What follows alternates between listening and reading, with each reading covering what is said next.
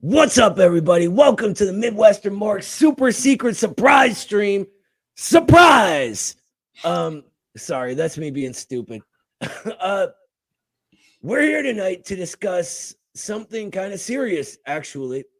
Thank you for sticking around, and thank you for everybody who came here from the Noah's Show stream. We're here to discuss a mainstream media hit piece that CNN, the famous fake news outlet, put out about our brother and our comrade Jackson Hinkle and the new communist movement that we're all a part of. We're going to get into it. We're going to discuss their allies that they've decided to, prop up as the good leftists who are combating us evil tankies and a whole lot more. And we're going to do it right after this. High Sheriff Hazard is a hard man to be. High Sheriff is his only plan. He digs through pockets, takes what he can, for he's High Sheriff Hazard. He caught me one evening, and here's what he said. You look like a Russian, you look like a red. And if you're fond of your skin and your head, beware the High Sheriff of Hazard.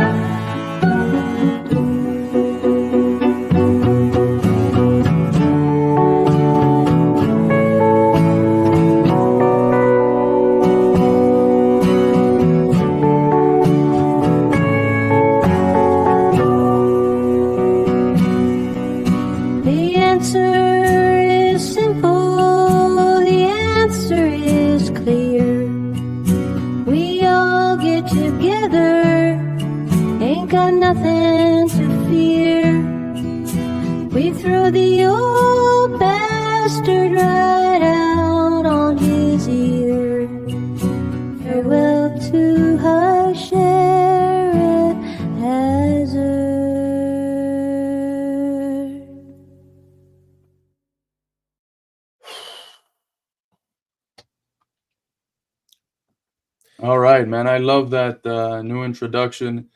Word on the street is that it makes Danny look like a buff Fat Joe. I don't know how you feel about that one, Danny, but I think there's some accuracy there.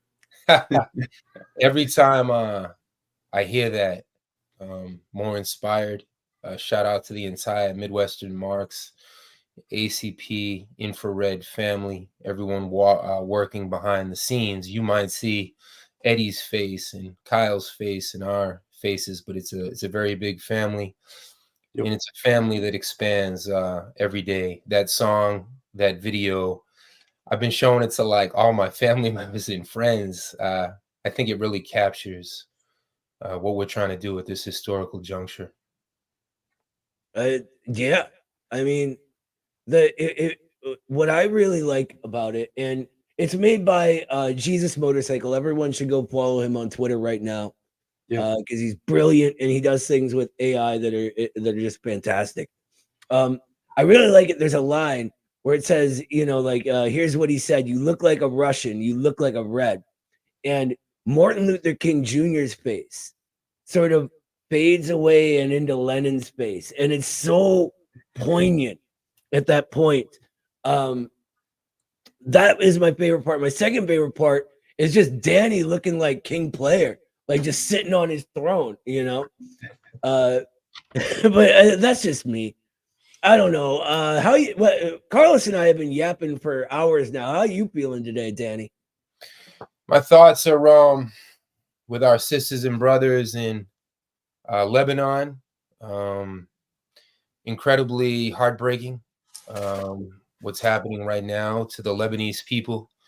If you were to read the Israeli news or the U.S. news, of course, they're pure lies that all of these, they're saying it's the biggest mutilation attack that they've seen in Lebanon since 2006 in the Middle East, since the U.S. war on Iraq, the U.S. dirty war on Syria. Incredibly heartbreaking. Zionism and their Western backers have extended the horrific destruction parachuted down on the 2.3 million people of Gaza. It's no longer 2.4 million. It's no longer 2.3 million. According to a lot of medical studies, people in Gaza are probably down to roughly 2 million. You know, how could this be happening in 2024? The Zionist Israeli appetite with full, you know, the U.S., they had on Leon Panetta yesterday on MSNBC and in the mainstream media, former head of the CIA. The U.S. is trying to distance itself publicly from the Israeli actions, which is ridiculous, as they send tens of billions of dollars. Since 1948, I saw a figure, it's in the range of $400 billion that of our taxpayer money that's gone to Israel. Let's just call it what it is, a gigantic Western military base parked smack dab in the middle of the Middle East. And with complete impunity, they can take life in Lebanon and Iran. I mean, can there be any doubt that President Raisi's death in Iran, could we say for a second that that was somehow just a coincidence? I mean, the Iranians aren't going to necessarily admit how their president was assassinated. The Israelis have long seen the entire Middle East as their colonial playground. All of this Lebanese blood, all of this Palestinian blood is on the hands of the quote unquote collective West, the anti-collective West. And of course, the Israelis. We see these big marches in Israel and Democracy Now! And others get all excited. Danny, let me interrupt you real quick. You keep saying this word that I don't know what it Israeli. What is an Israeli? I don't think I know that. Sorry, go ahead, man. I'm dumb. Yeah, I mean, occupied Palestine. It was an artificial state that they created, that the West created in 1948. And anyone who dares to speak the truth will have a similar destiny to mine in the West. They will censor your Twitter, your X account, and then Elon Musk will go out and say he's the greatest champion of freedom of speech, and he'll attack Brazil and anyone else standing up for their national sovereignty. The world has been flipped upside down on its head. We see our comrades, our sisters and brothers over at DD Geopolitics. They've done a great job. I mean, they're almost, this isn't really a correct comparison, but for those of us on the left who've worked with Russia Today in a voluntary sense, before I get another visit from my friends at the FBI, they just took out DD Geopolitics on YouTube. I mean, this is heartbreaking. For so long, we've said McCarthyism 2.0, it's coming. And here it is. This is it. Of course, things can get much worse. I don't think it's fair to say that we've reached the height of what McCarthyism was.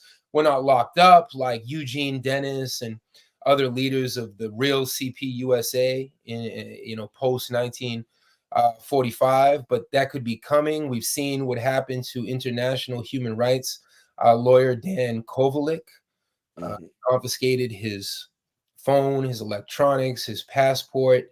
Can't even say the word Scott Ritter, the name Scott Ritter these days. Who's next? You know, first they came for the communists, and I wasn't a communist, so I didn't say anything. Then they came for the socialists, and then they came. This is a quote from the Holocaust.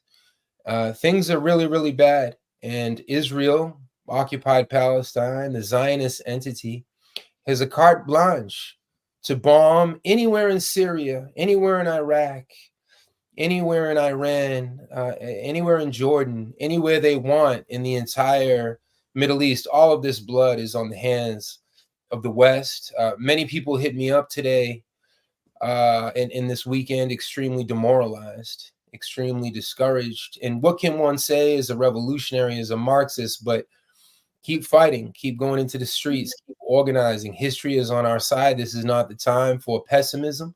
This is the time to keep your comrades even closer. This is the time to reach out to the comrades who are being affected and censored and intimidated and harassed and doxxed, so that we can all stick together. And at the same time that people are feeling discouraged, thank you to everybody from the Middle East and Western Asia and in Asia who've reached out to support us, because, you know, today, DD Geopolitics, yesterday, they took out Garland Nixon's Twitter a few months back, and tomorrow it's going to be us, and tomorrow it's going to be you. So keep fighting all of the censorship. I want to say we will be here every single minute we can. And when they censor us, you bet your ass we're going to find another platform. They will not silence us. Just like they can't silence DD Geopolitics. There's an old saying that hard times create hard people. And I think that's true. I think times like these harden us, but it also, in a way, drives us closer together. It's times like these that make us realize who our friends are and who our enemies are. And I think that's a good lead-in to our topic for the night, which is the CNN hit piece and it drawing a very clear line of demarcation between the reactionaries that dare call themselves communists and socialists and the communist movement as it is materializing in our era, which we are very proud to be a part of. What do you think, Carlos? You almost got me with that reference to the hard times make hard men, because what came to mind was David Goggins and the memes that came from David Goggins. So I had to step out to compose myself. But Danny's absolutely right. Like, it's a period of crackdown. It's intensifying. And if we look at the trajectory, I mean, we can't be hyperbolic and say it has gotten to where it was in the post-war period, but it's ramping up, and all things seem to show that it's going to get to that point probably fairly soon, within the next year or two. And I think the fragility of where the U.S. empire is today is a lot greater than it was back in the day. And if they did what they did back in the day, when they were somewhat stronger, when there was a strong middle class, etc., what are they going to do today when you're already operating in a context where 80% of the people don't trust the politicians, don't trust the media, and a bunch of almost the vast majority of Americans are skeptical of the dominant institutions, whether they're ideological or repressive in character. So I think that the repression we might get, the culmination point of the repression is probably going to be a lot worse than anything we've seen before, simply because of the fact, and I don't think I'm being hyperbolic here, that this could very well be one of the last, if not the last, crisis of American imperialism. It's too deep, it's too far along, and as Marxism teaches us, the way that the ruling class resolves its crisis is by creating the conditions for the crisis to be even worse. And that's what we're seeing now. We're seeing the accumulated effect of decades of just pushing the crisis back and back and back, and it's being felt all over the country. And when conditions are like this, it's like a pressure cooker. If you leave it going, yeah, you might be good for another year or two, but at some point it's going to pop. And the people that are cooking know what they're cooking, and they're going to try to do everything in their power to prevent it from popping, because it doesn't pop on its own. You obviously need people who can consciously direct the movement of history in this stage of historical development. This is what a communist party, this is what communists, the vanguard of the working class and the people, do.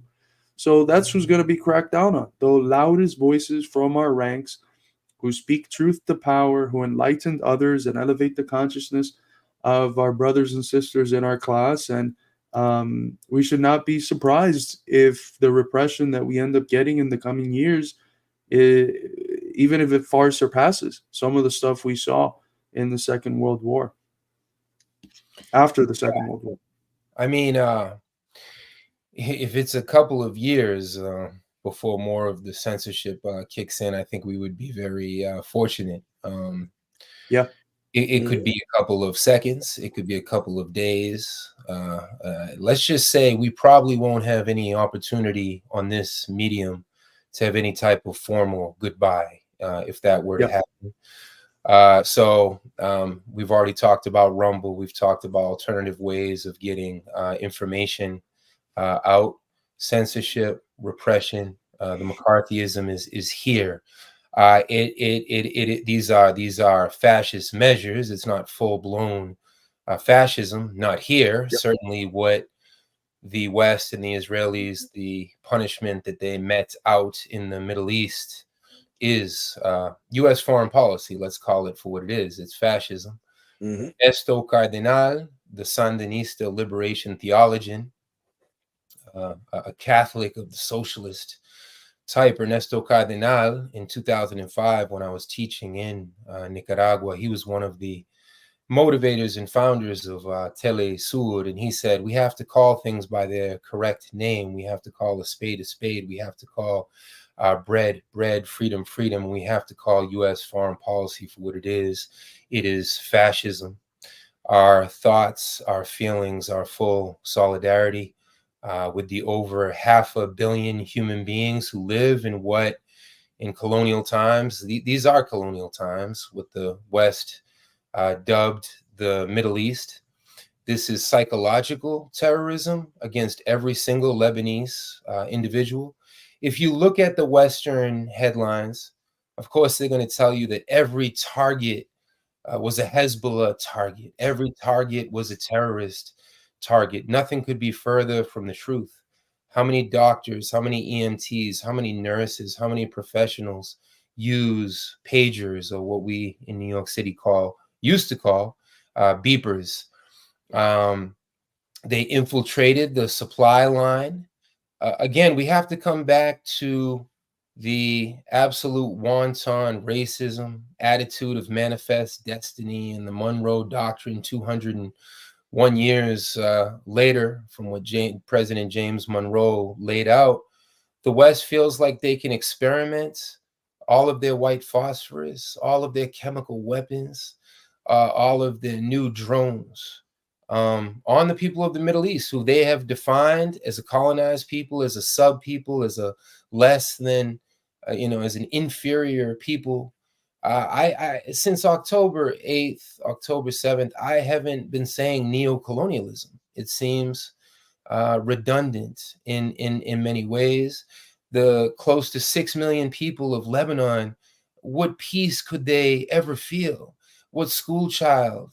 And this is not just in the southern part of Lebanon. This is the entirety of Lebanon.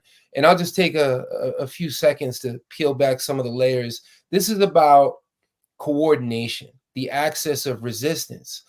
The Iranians want to have communication with the Lebanese. The Lebanese want to have communication with the Syrians and with the Palestinians. And what Western colonialism is doing is saying, we can coordinate, from the Mossad to the CIA to all of the Western outfits. Shame on Germany, the second biggest financer of this G side. At this point, we're so censored, I don't see why I can't even just actually say the big G word. We're so censored in the West, we don't even know what words we can say anymore. So it's an asymmetrical war. in terms of the media, in terms of the psychological aspects of war, in terms of the economic aspects. What way do Gazans have to eat or hydrate themselves? And then they throw out these huge lies about the $300 billion that the Iranians got. So it's a misinformational war. You can't carry out a G-side without all of this this misinformation. So just so people understand the raison d'etre of Israel, the reason behind Israel being is to interrupt any type of coordination, any type of communication between the axis of resistance. What the West is saying is that no native person in the Arab world, in the Kurdish world, in the Palestinian world has any right to defend themselves by any means. But we taxpayers can be robbed. Taxation without representation, a slogan from 1776 that we need to revive here in occupied America. These nations have no right to communicate and coordinate in defense of their lives, their dignity, their self-esteem. This is asymmetrical warfare. As long as we have a voice, wherever we can use that voice, we're going to use it in full solidarity with our Lebanese sisters and brothers, in full solidarity with our Palestinian sisters and brothers. We know who the enemy is. The enemy is not in the Middle East. The enemy is 200 blocks from me down there on Wall Street, 5 hours from me in the Pentagon. We know who our enemy is. That's why they're shutting us down. That's why they're shutting down our comrades in struggle. So we wanted to, in this introduction, make sure that we covered that ground. Damn straight. We know who the enemy is. And what does the enemy do? It creates dependence. Where are we right now? We are on intellectual property of Google. Everyone knows what Snowden revealed about Google. Everyone knows that it is shot through with intelligence agents. Everyone knows that these algorithms are all gamed, and we are shown what they want us to see. And in regards to the misinformation, and I think it's interesting you brought up that specific point, because the hit piece is on a show on CNN called Misinfo Nation, which could not be more appropriately named. But look, they use strategies that work for them because they test them out. When Denny was talking about them testing white phosphorus, that's because that's how they operate, right? They test plans and then carry them through. The first thing they do is they will marginalize your voice and have people ignore you, try to paint you as something you're not or as something to be mocked. When you gain enough popularity that they can no longer do that, they will begin direct lie campaigns like the stage we're in right now. When they can no longer do that, they will outright silence you. The way they're hitting DD Geopolitics right now, the way they hit Scott Ritter, they will arrest you. They will do whatever they can to keep you from teaching people the truth, because the truth, everyone, is the most dangerous thing in the world for the ruling class, because the truth is that things can change. The truth is that when we get together, we can create that change.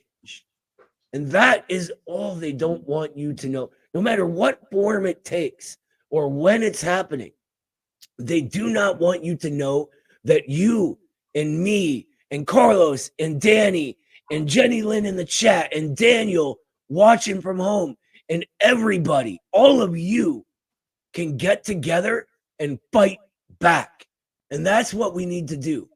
Above everything, fight in any way you can, as hard as you can, as long as you can. No, you're absolutely right. There's a couple of super chats here. By the way, thank you to all of those that have been able to donate. We're a grassroots funded, people's funded institute. It's the super chats that help us keep the lights on and that will help me one day upgrade from my proletarian great value water bottle to Danny's Cosmopolitan Coastal Elite Dasani water. Great Value makes some good stuff, man. Let's be real. Aquafina. There we go. Yeah, but here's the thing. The brand of the proletariat is the Sam's Club brand. Well, let me just say before you take Battle Kosak, a long time friend of the program, this is at least, you know, I use my strainer and then build this back up. So Yo, are you refilling an Aquafina bottle with tap water, brother? Hey, I filtered it. Don't come at me like that live, man. He's fascinating for Petty Bourgeois to lump in real quick. I did. Not the first time, I might add.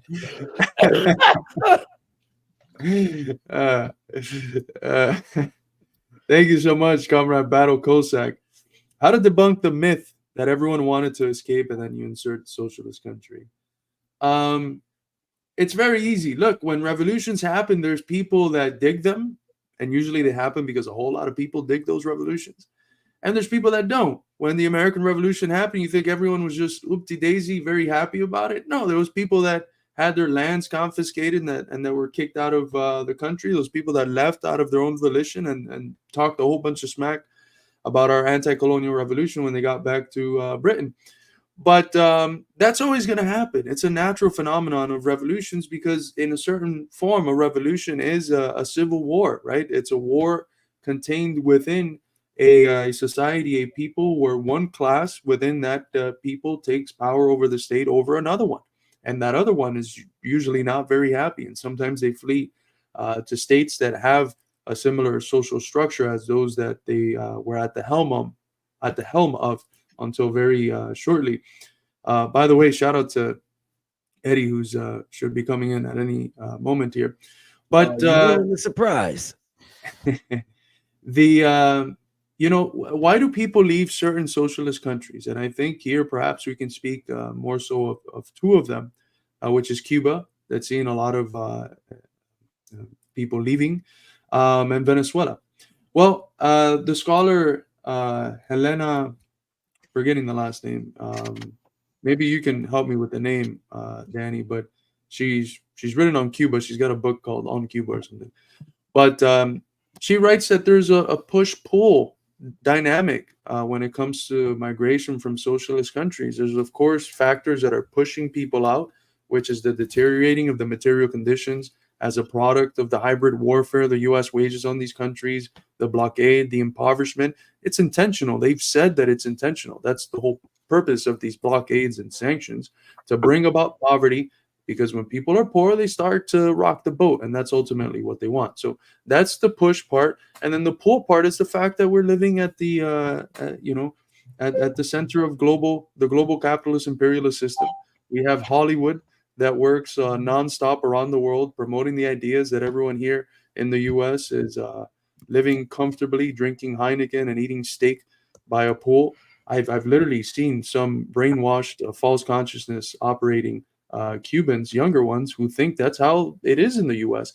And that pulls people in. So you have the push factors of the hybrid warfare that deteriorate the material conditions of the country, and then the pull factors of people that are pulled in to the heart of the empire, where the super exploitation and the value that's extracted from the global south goes to. So that's the answer. That's why people flee. Now, I would even turn it around on them and say, well, why now the one socialist country that has been able to break through because of its size and strategy, that has been able to break through that predicament, which is China? Why are there more people now going to China than from China? Why is there an influx of immigration of Americans and Westerners to China than the other way around, right? So yeah, that's how I would approach that question. Yeah, people follow the flow of capital throughout history. People follow the flow of the very emeralds that was stolen from them in Colombia, the gold that was stolen from them in South Africa. Of course, they're going to flow where the accumulation of capital is. And then there is CNN and there is Fox News to say, look, clearly the Cubans all want to be here, decontextualizing a 65-year war on the Cuban people. Look, I just want to say real quick, because I want to pass it to Eddie. Because, by the way, what's up, Eddie? What's up, guys? When were the waves of immigration out of Free Korea and out of Cuba? They were after 1991. What happened that changed the entire world in 1991? The Soviet Union fell, right? People don't flee communism, they flee poor conditions. Yep. And if the main country that is sending you energy so that you can heat your homes, cook your food, run your enterprises, create things, run your entire economy, etc., right? If that country falls, what happens? People start starving, right? The Soviet Union was also protecting these countries politically. And after it falls, the vultures swept in and the blockades were enforced. And without the Soviets able to run that and not care, really horrible, tragic things happened. Not a single one of them, though, was because of communism. It was because of the attacks on communism. So we should say it's because of anti-communism. Yeah. Yeah, as Lawn Guy says here, and what's up, everybody? Thanks for having me on again, boys. Good to be back with the whole crew. But the South Korean intelligence is notorious for this, not just giving people asylum if they say face persecution, but there's a whole defector industry in South Korea where you can become a celebrity like Yeonmi Park and make money. There's a whole TV show called Now on My Way Coming to Meet You, where these defectors are incentivized to tell the most ludicrous stories. And the South Korean intelligence, which of course, the US created South Korea. It's an arm of the CIA, or CIA's little baby. In some ways, even more brutal than the CIA. The South Korean intelligence is notorious for torture and things like that. But they have these brokers who will pay people to defect, and they'll offer these North Koreans or these citizens of the DPRK, I shouldn't even call them North Koreans. They'll offer them money to leave, and some people are tricked by it, and that's what the movie Loyal Citizens of Pyongyang is about. Because a lot of these people end up not getting money that they're promised, not having jobs, and then they're thrown from the society of the DPRK, which maybe doesn't have the same hyper advanced technology that South Korea has been handed by the United States, although they're developing very quickly with the help of China. But they have almost 100% employment. They have 100% housing. They have universal daycare. They have universal healthcare. And people are thrown into this rigid capitalist South Korean society where they don't have that, and they end up, really, really destitute and regretting their decision to leave. So that's common. And then to what these guys were saying about the diasporas of colonized countries, I've been showing this lately. I've just been having ChatGPT make a graph showing where most Algerian people. Yeah, I zoomed a little bit, but I'll zoom a little more here. There we go. Actually, I guess oh, there we go. Okay, so this is where most Algerian people were fleeing to during the War of Algiers, which was the notorious independence struggle against the French colonizers. And you can see somewhat counterintuitively, most of the Algerians are fleeing to France, the country that was colonizing them. And this is very common with the diaspora, where people fleeing will go to the country that's colonizing them, because why not? They have the big military, they're powerful, they're extracting all our resources. Why not go there? It must be a better place to live, since we're under their boot. So this is common with diaspora historically, and it's why it's so contradictory that you have these like Republican politicians who are using the border as their biggest issue, and then they're supporting regime change in Haiti, they're supporting sanctions on Venezuela, they're supporting arming these freaking terrorists in Syria and places like Libya. And it's like, that is what is creating a refugee crisis and driving people to the US border more than anything.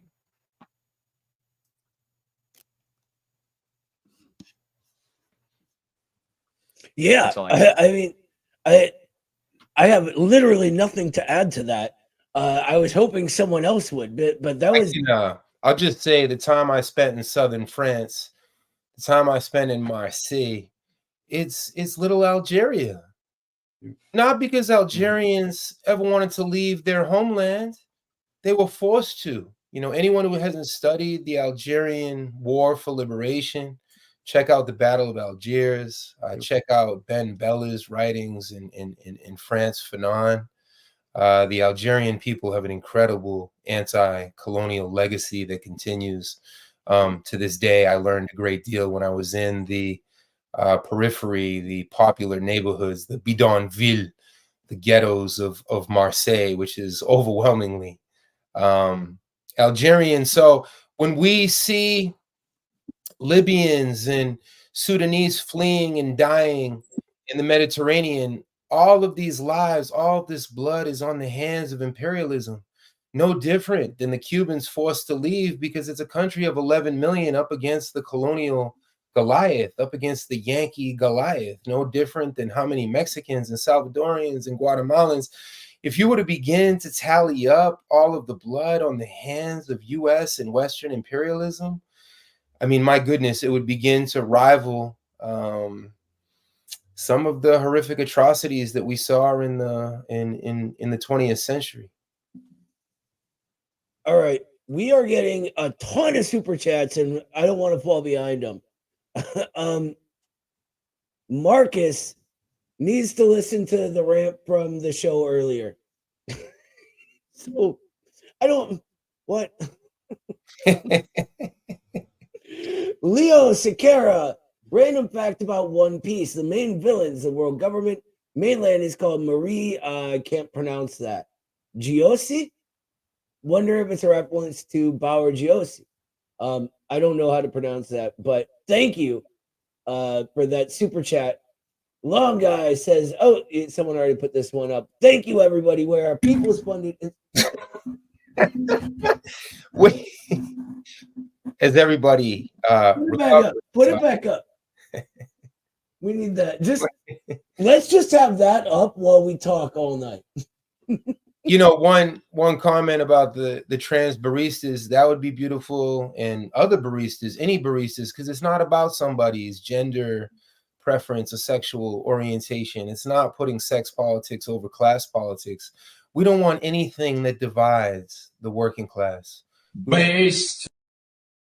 So, you know, I know that comment was said with a certain amount of sarcasm, but I want to also seize upon it to say, despite all of the vilification, you know, no one can say shit to me. I'm 46. I grew up in the LGBTQ movement. I've marched in so many different trans pride, LGBTQ pride. But a lot of people, of course, are going to use the identity politics. They're going to try to accuse different individuals of being anti this, anti that. We're not anti anybody. We believe every human being has the full right to full expression. What we want is inner peace for everybody. And we feel like that inner peace is going to flow from a certain global peace and peace across the United States and economic peace. And that's our priority, so that everybody can express themselves in the way that they understand. So don't fall for all these CNN hit pieces, which is the reason the five of us, you know, welcome to Daniel. Whoever doesn't know Daniel, an incredible comrade. You know, he's my professor. He's been a mentor to me. So beautiful to have the entire gang here united, just like CNN and the ruling class has united against us. We want to clap back, not in any type of personal ways, because it is going to get personal as we unpack who is Hassan. Why? Who is this Hassan Piker? You know, and different family members were hitting me up a few minutes ago. I saw you on Hassan.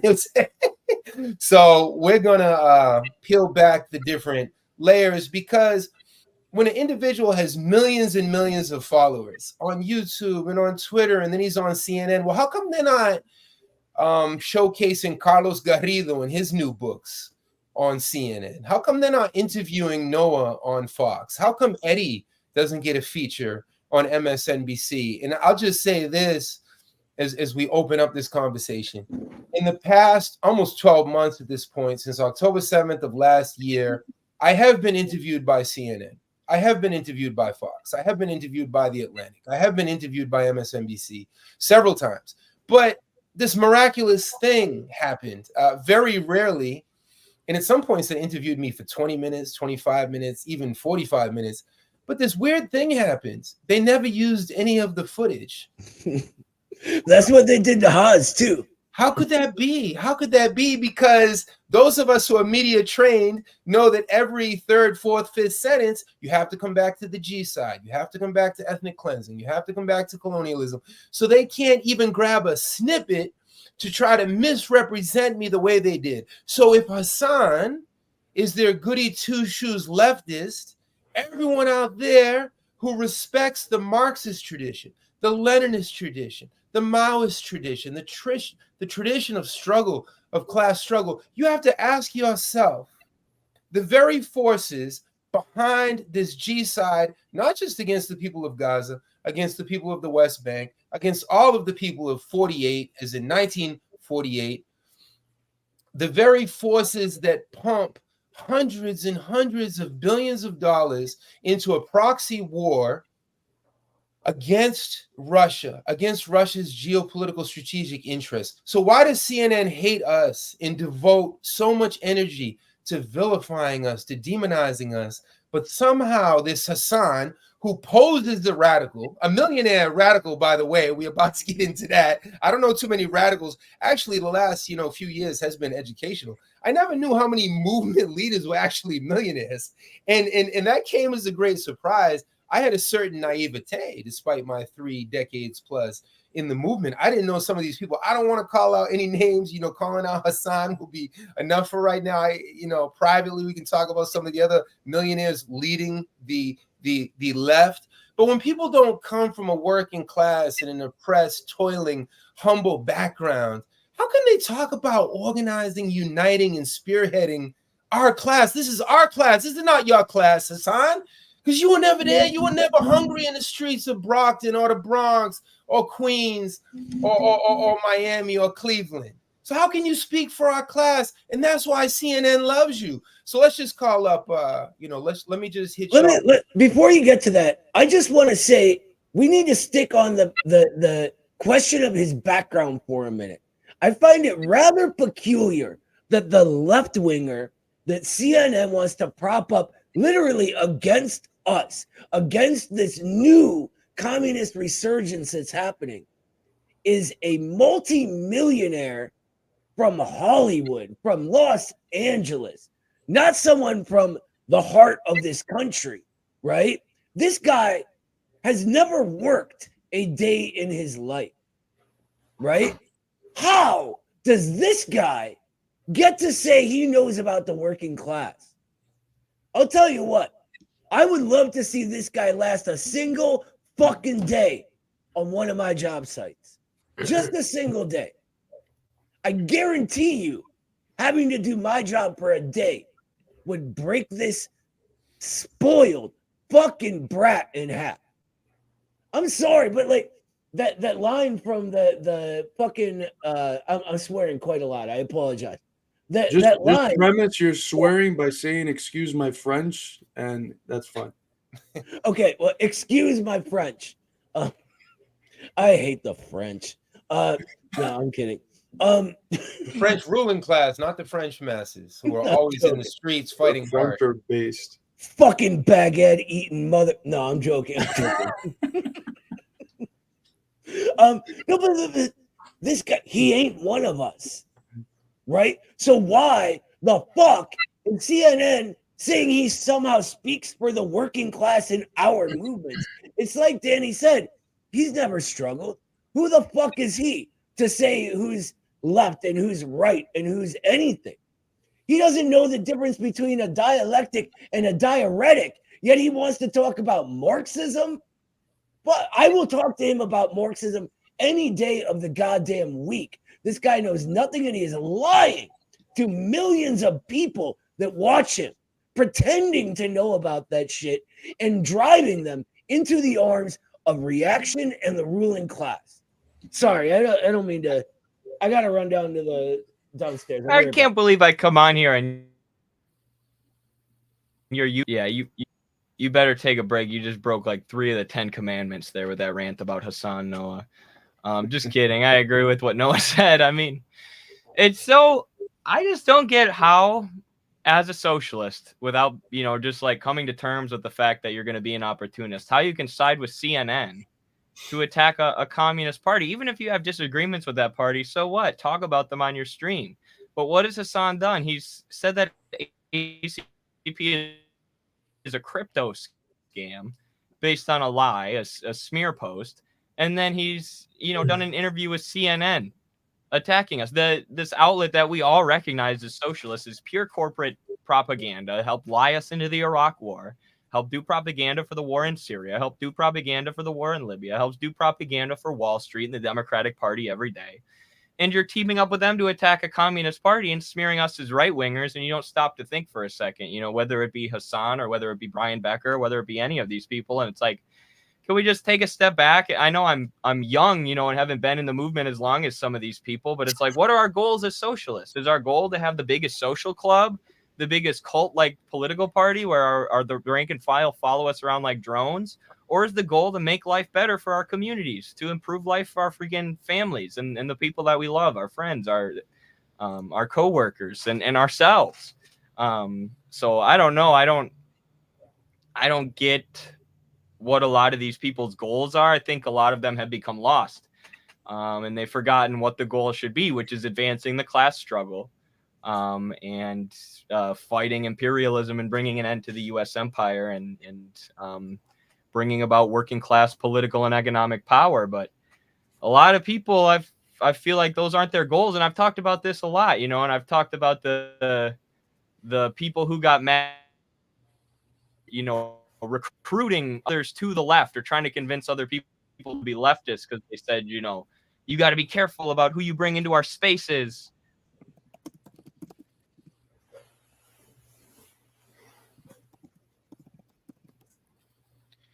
The CIA is taking out Eddie. But for a lot of people, it's just pure opportunism. Sorry, I'm glitching out a little bit. Yeah.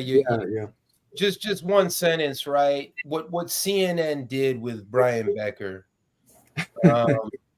CNN probably interviewed Brian Becker for 10, 15 minutes, asking them about this conference in Detroit that brought together all types of people who were against the G side and everything. And they had this extensive interview, but they were only looking for, 5 words. They were looking for a condemnation of the people that they were targeting. So again, it's important to have that media training because they use this character charm hole. We're gonna get to CNN abusing and manipulating the mentally ill for their own gain.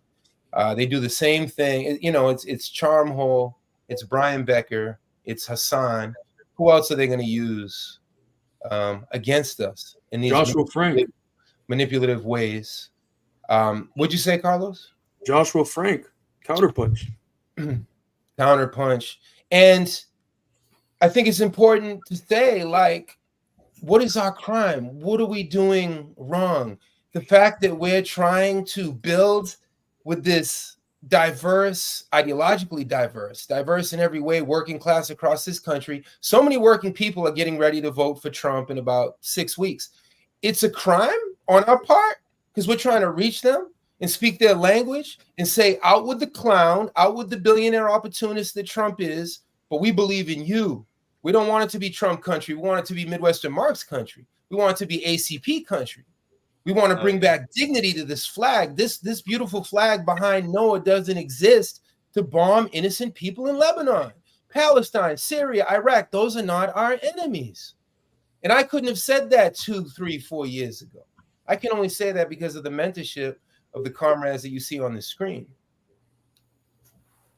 That's beautifully said, brother. And I think we mentioned this in the previous stream, but one of the most disgusting parts about the Hassan stream, as we live in a time where 70-ish% of the American people are living paycheck to paycheck, guys, that means that 7 out of every 10 Americans is a lost paycheck or 2 away from ending up in the streets with the 600,000 people wandering around in a country with 30 times more empty homes than homeless people.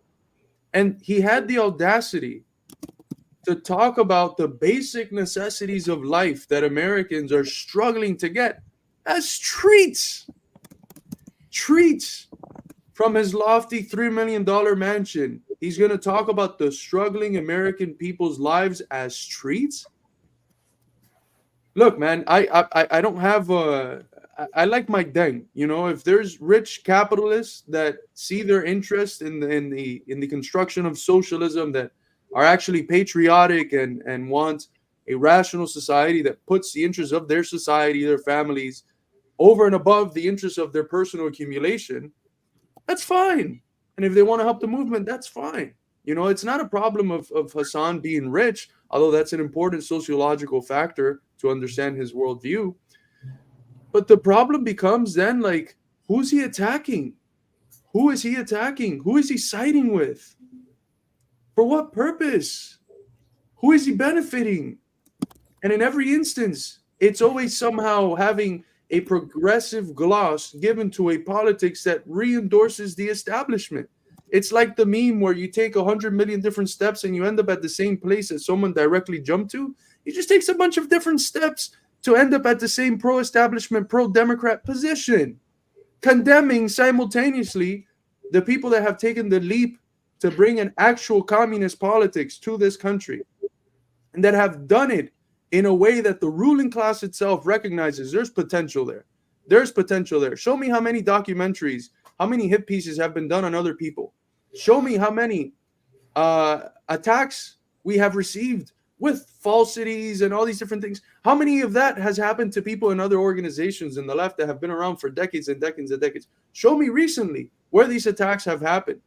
It's happened now with the ACP, and that's not coincidental. That's not arbitrary. It's because anyone who has two fingers in front of them realizes that a communist party, with the methods that we have, with the results-driven drive that we have, and with the framework that we have, which is actual Marxism-Leninism, is much more likely to be successful than any of the crap that has been here for decades, which has been artificially fabricated by the institutions of the ruling class. So who is Hassan siding with? He's siding with the forces of reaction. It's not just a problem of him being rich. If he's rich and he gives money to help the cause of ACP and to help us build factories for workers and shit, that's fine. But it's who is he siding with? He's siding with the elite, with the establishment, with the people carrying forth genocides and proxy wars, killing hundreds of thousands, who have killed millions, tens of millions in the last 2 decades, just in West Asia, what's called the Middle East by the Europeans. I just want to say real quick before we hear from Daniel, because we haven't heard from him yet. Carlos is 1,000% correct. It ain't about being rich or not. If you're rich, you should feel compelled to put your money literally where your mouth is. Look at a guy like Fergie. How much money has that guy given to causes he believes in? More than I will ever see in my entire life. That guy's a real one. He doesn't try to represent the working class or tell people what to do or anything like that. He helps. And that is such an important difference between him and this guy Hassan, who just takes his millions of dollars and sits there aligning with the ruling class and against the communist movement. What do you think, Daniel? Yeah, no, I definitely agree with everything that you guys have said so far. I think to try to get a little bit kind of maybe like more into like the psychological aspect of this character, Hassan, because I have been aware of him for several years. And sort of the way that I've noticed that he functions within a lot of sort of the, I guess you could call it like just like the broader left, like the pan left. So when you're thinking about people like DSA, or if you're thinking about like sort of like more radical liberal tendencies, Hassan is kind of like this social democrat thirst trap. It's like kind of one way that I would put it. The way that he kind of works is to kind of like divert people's sort of like energy towards almost like this like libidinal sort of like type of leftism, which is like leftism as like some kind of like like that has some kind of more degenerate aspect to it. He talks a lot about just like really like sexual crap and like all kinds of nonsense that really doesn't have anything to do with the working class movement. And it's kind of like a way for liberals to kind of just put their like sort of bourgeois perspective and morality into the movement in a way just is like very disruptive and just a distraction, really. That's the way that I've seen him for a long time. And I've had many debates with people where they've mentioned him to me, and I've just said to them, like, you really need to like get this guy out of your sort of like your media diet, because he's like it's like it's really unhealthy. Like it just everything that he does and all the ideology that he promotes is sort of like it's just bourgeois liberalism. It's really nothing else. My brother calls it the conservatives are brain dead left, because that's the whole thing, is trying to convince. He calls Trump supporters hogs, you know, and it's kind of funny. But like, it's just, you know, conservatives are brain dead. Conservatives are brain dead. Not, you know, see the rational kernel of truth and what these people think, so you can understand how they're being manipulated and twisted by, you know, boomer Facebook memes or Fox News or whatever it is. It's just, you know, these people are dumb. These people are what's wrong with the world. These people are a stupid basket of deplorables. These people are disgusting hogs. And like you said, it's really like, it's not good to have in your media diet. I've seen young kids, and I can tell when they start watching Hasan and when they stop watching Hasan. I know a kid who even used to mimic Hasan's laugh. He went a little far with it, but like, it keeps them hyper focused on culture war and identity politics stuff, to a point where it's primary above class, to a point where it's all they want to talk about or focus on. And I get that's what does views, but like, that's the problem is, you know, you're engaging in this culture war popcorn nonsense, and talk, you know, mentioning dialectical materialism every once in a while. But it's like, dialectical materialism doesn't have that much to do with this culture war stuff. And his analysis is never tying it back to class. It's always just, you know, taking the bourgeois liberal position and saying the conservative position is stupid, and those who have it are stupid people. And that way of referring to it as a diet is so good. And because Hasan is basically like a food that markets itself as healthy, but in reality is like cancerous and shit. It's like something that presents itself as healthy, but is extremely bad for you. John says, Carlos, please stop all this infighting. It's no productive. Maybe you should focus on something else. And if you have something to say, maybe talk to the person on X or say something on Twitch when he is live. Look, John, I don't know if you know, I mentioned this last stream. I'll mention it again. We have been trying to communicate with literally everyone. There's no one that we have ever shunned and not spoken to, John. If we have extended our hand and hands have not been shaken, it's because the other one has gone like this and stopped us from shaking their hand. Eddie just recently, weeks ago, after Hasan libelously went out and said that ACP is a crypto scam on the basis of some jackass that made a cryptocurrency calling it ACP that had nothing to do with us. You know, have you ever been, John, have you ever been accused of something that someone else did in your name, but that you had nothing to do with? Do you know how horrible that feels? Now imagine that fucking happening with millions of people seeing it, John. And even after that, Eddie came out and said, hey, Hasan, hey, deprogram people. Hey, I know you have disagreements with us, but I think there's essential things we agree on. Let's talk. I'm willing to help you understand what we're trying to do at ACP. And if you disagree with us, you can burn us live on live. You can burn us. You can come question us, bring receipts, do everything you want. But let's have a conversation. We've been reaching out to these people, and someone like Eddie with 400,000 followers on TikTok, now 3. It's not like it's a guy with 15 fucking followers asking Hasan to bring him on the show. Hasan has reacted to Eddie things. He knows who I am. Things that Eddie has done. Huh?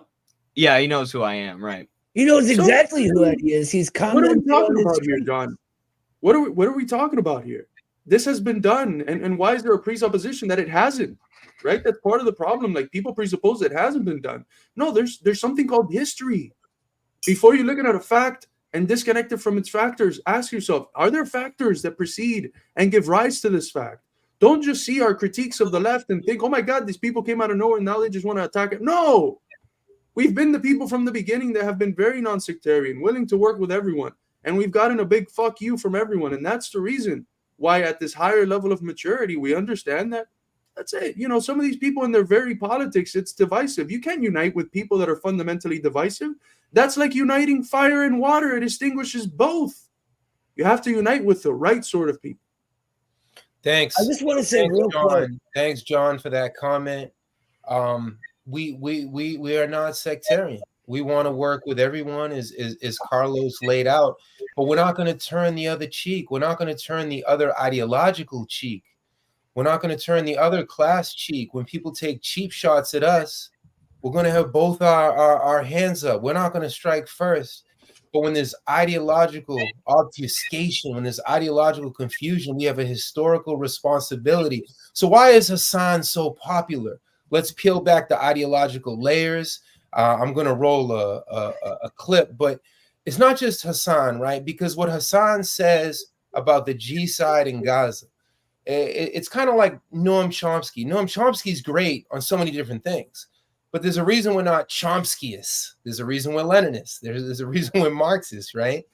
Because Chomsky also takes big, cheap shots, decontextualized historical cheap shots at Cuba, at the Soviet Union, at Venezuela, at Syria, at Libya. Do you see a pattern, John?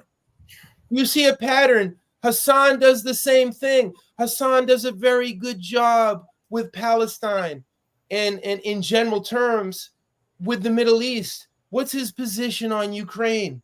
And in the clip that I'm going to show, I don't know if you want to jump in first, Noah, or if you want me to just keep flowing. I know you always I'll just be real quick. Go ahead, though. No, go ahead.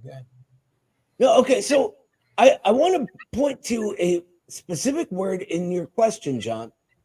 Infighting. This is not infighting. We have reached out to everyone who calls himself left, socialist, communist, anything. And it's turned out that every single one of these people, like Hassan, has slapped that hand away when we tried to shake theirs. Hassan specifically has put himself objectively on the side of the ruling class and their lapdog media that exists literally to drum the bang the drums of war. So this is not infighting. This is communists defending ourselves from anti-communist attacks. Go ahead, Great Danny. point. Just real quick before we go into that, we have a few super chats we haven't been able to answer. Thank you so much, Battle Kozak. I hear you talk here about dead internet theory. You mentioned it a couple times. I haven't been able to check out too much stuff about it. I actually just saw a TikTok on it yesterday, and that's how I found out about what dead internet theory is. But I don't know if anyone else can give a one or two liner about it, because I'd need to read more. But saying that the KGB destabilized countries when it was the CIA and the entire Western project destabilizing the Soviet Union and their intelligence agencies would seem to confuse the predator with the prey. So I would give it a different historical contextualization. But I look forward, Battle Cossack, to learning more myself. Yeah, so I'm sorry about that. I'm gonna try to look up some stuff on dead internet, or send it to us through Discord, and we might be able to react to it at some other point. There's another one somewhere around here that I wanted to hit. Thank you so much, Leo, for the 5. Random fact about One Piece: the main villain's world government mainland is called Marie Josée. We did this one already, brother. Yeah, we covered that, and we were confused the first time, probably more confused now. Thank you so much, Battle Cossack. Again, did we do this? I don't think we did this one. No. Planero, the communist stereotype of the lazy bump who wants everything for free. He is la casta, as we say in Argentina, to the ruling class. Yeah, he's that's what it seems like. I'm gonna try to be fair about it, but I have seen, I don't know if it's true, but I have heard people talk about him going to brothels and stuff that were totally against that sort of buffoonery. Thank you so much, TN, for the $2 super chat. And that's where we're going. That's what we're going to address right now. Yep. That's what makes Hassan compatible with the ruling class, with CNN, And that's something he's never going to admit, because what gets him the views is that he's this, edgy leftist. But if he were to take the correct anti-imperialist position on this U.S. NATO war on Russia to the tune of hundreds of billions of dollars, he would be censored. And he doesn't want that. He's a businessman before a principled leftist, socialist, communist, or anti-imperialist. So I'll roll this clip. It's going to show you a little bit more about Hasan from his show, what he stands for on these issues. This is also a great point from Lawn Guy. The whole purpose was to make Jackson and Haas look bad. They interviewed each one of them for 2 hours. They used maybe 5 minutes of Jackson's and nothing of Haas. The only scene from Haas was from like TwitchCon in 2021 of him smoking a cigar with Jackson. So ask yourself, like, 2 hours and you couldn't even find 2 snippets of something that was so horrendous that you had to use it in the smear piece.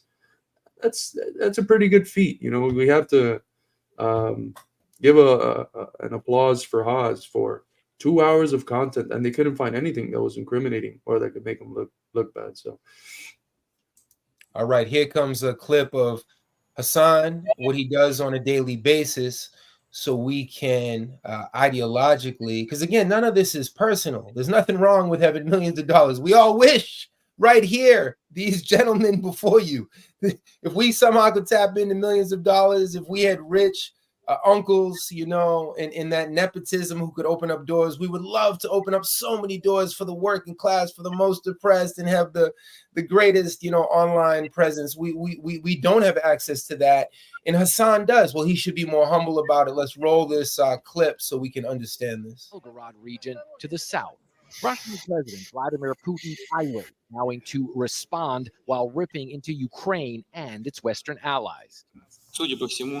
It appears that the enemy, with the help of its Western masters, is fulfilling their will, and the West is fighting us with the hands of the Ukrainians. So it looks like the enemy is seeking to improve its negotiating position for the future. The enemy will certainly receive a worthy response, and all our objectives will undoubtedly be achieved. All this as Russia and Ukraine blame each other for what appears to be a major fire at the Zaporizhzhia nuclear plant in southern Ukraine, an area under Russian control. So far, no increased radiation levels have been detected. Kiev has published little information about its offensive into Russian territory, but Ukraine's president justifying the incursion. From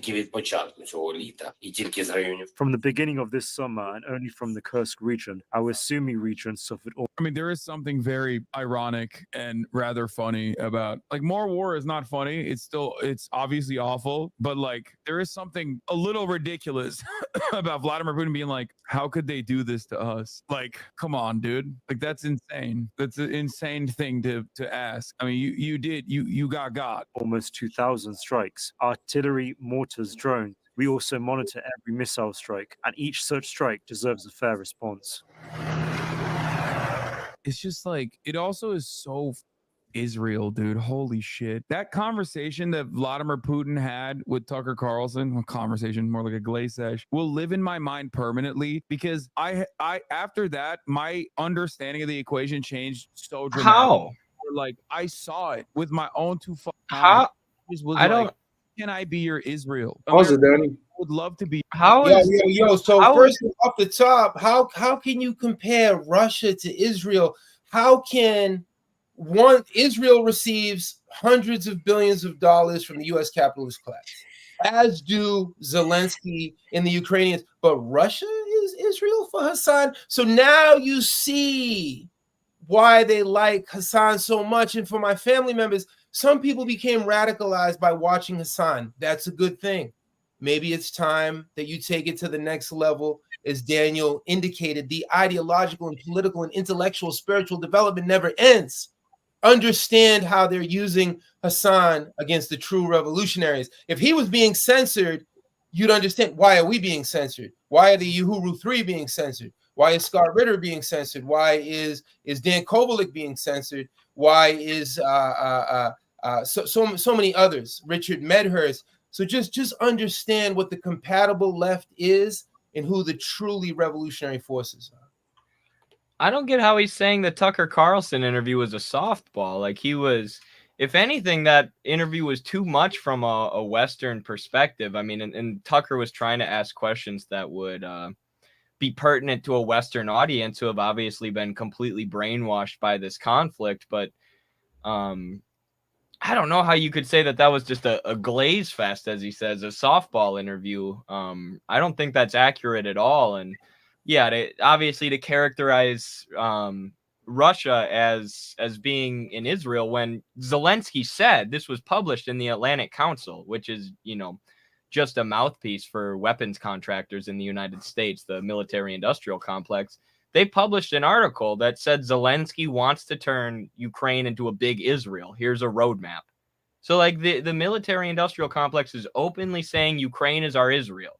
We want to turn it into an ethno state run by Nazis, which is what the Zionists are, is fascists, that protects U.S. interests in East Europe, the same way that Israel protects their interests in the Middle East, or, you know, Kosovo now protects their interests in the Balkans, which has more NATO troops stationed there than anywhere else on earth after the NATO-led and IMF and World Bank-led destruction of Yugoslavia, which is one of the things that helped them expand towards Russia's borders. But I mean, this is such a mischaracterization based on a comic book view of the world. And this is what I mean with Hassan. Like, he's not actually leading people back to dialectical materialism. Like, he does serve as a funnel. I know there are people in our audience like the Good Prole. Sorry to out you, buddy. He's a great comrade and a great friend, but I know he used to watch Hassan. Like, I was surprised to hear his take about Hassan, because he's like, you know, he led me to the left. And I'm like, oh, that's very interesting. And that's good. That's great, as Danny said. But it's not that he's funneling him there, people there himself, right? It's people are moving on from him and finding outlets like Midwestern Marks or Infrared or others who allow them to step out of that. But like, as Danny said, as Daniel said, it's once you break out of Hassan, you got to get him out of your media diet completely. Because it's not like he's really giving dialectical materialist analysis. He might be an intro to the left, but he himself is not a funnel. He leads you back to NATO left, you know, imperialist positions. And you really got to get away from that, or he has to evolve. But I don't see that happening, because he won't sit down and have a conversation with people who he thinks, you know, have the ability to challenge him on some of the theoretical basis of what he's saying.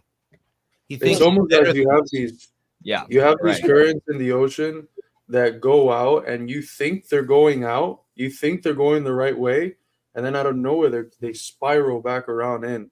And that's what Hassan does. I mean, there's a lot of people that are going with the current, and they see that it's about to spiral back, and they can swim horizontally and escape it. But the vast majority of just getting spiraled in back, and they're never like conscious of the fact that they're at the starting point. They always think, oh, it's a very much more enlightened position that I'm taking, but essentially they're just supporting the same thing like you spontaneously supported if you're just like someone who just gets their politics from mainstream media.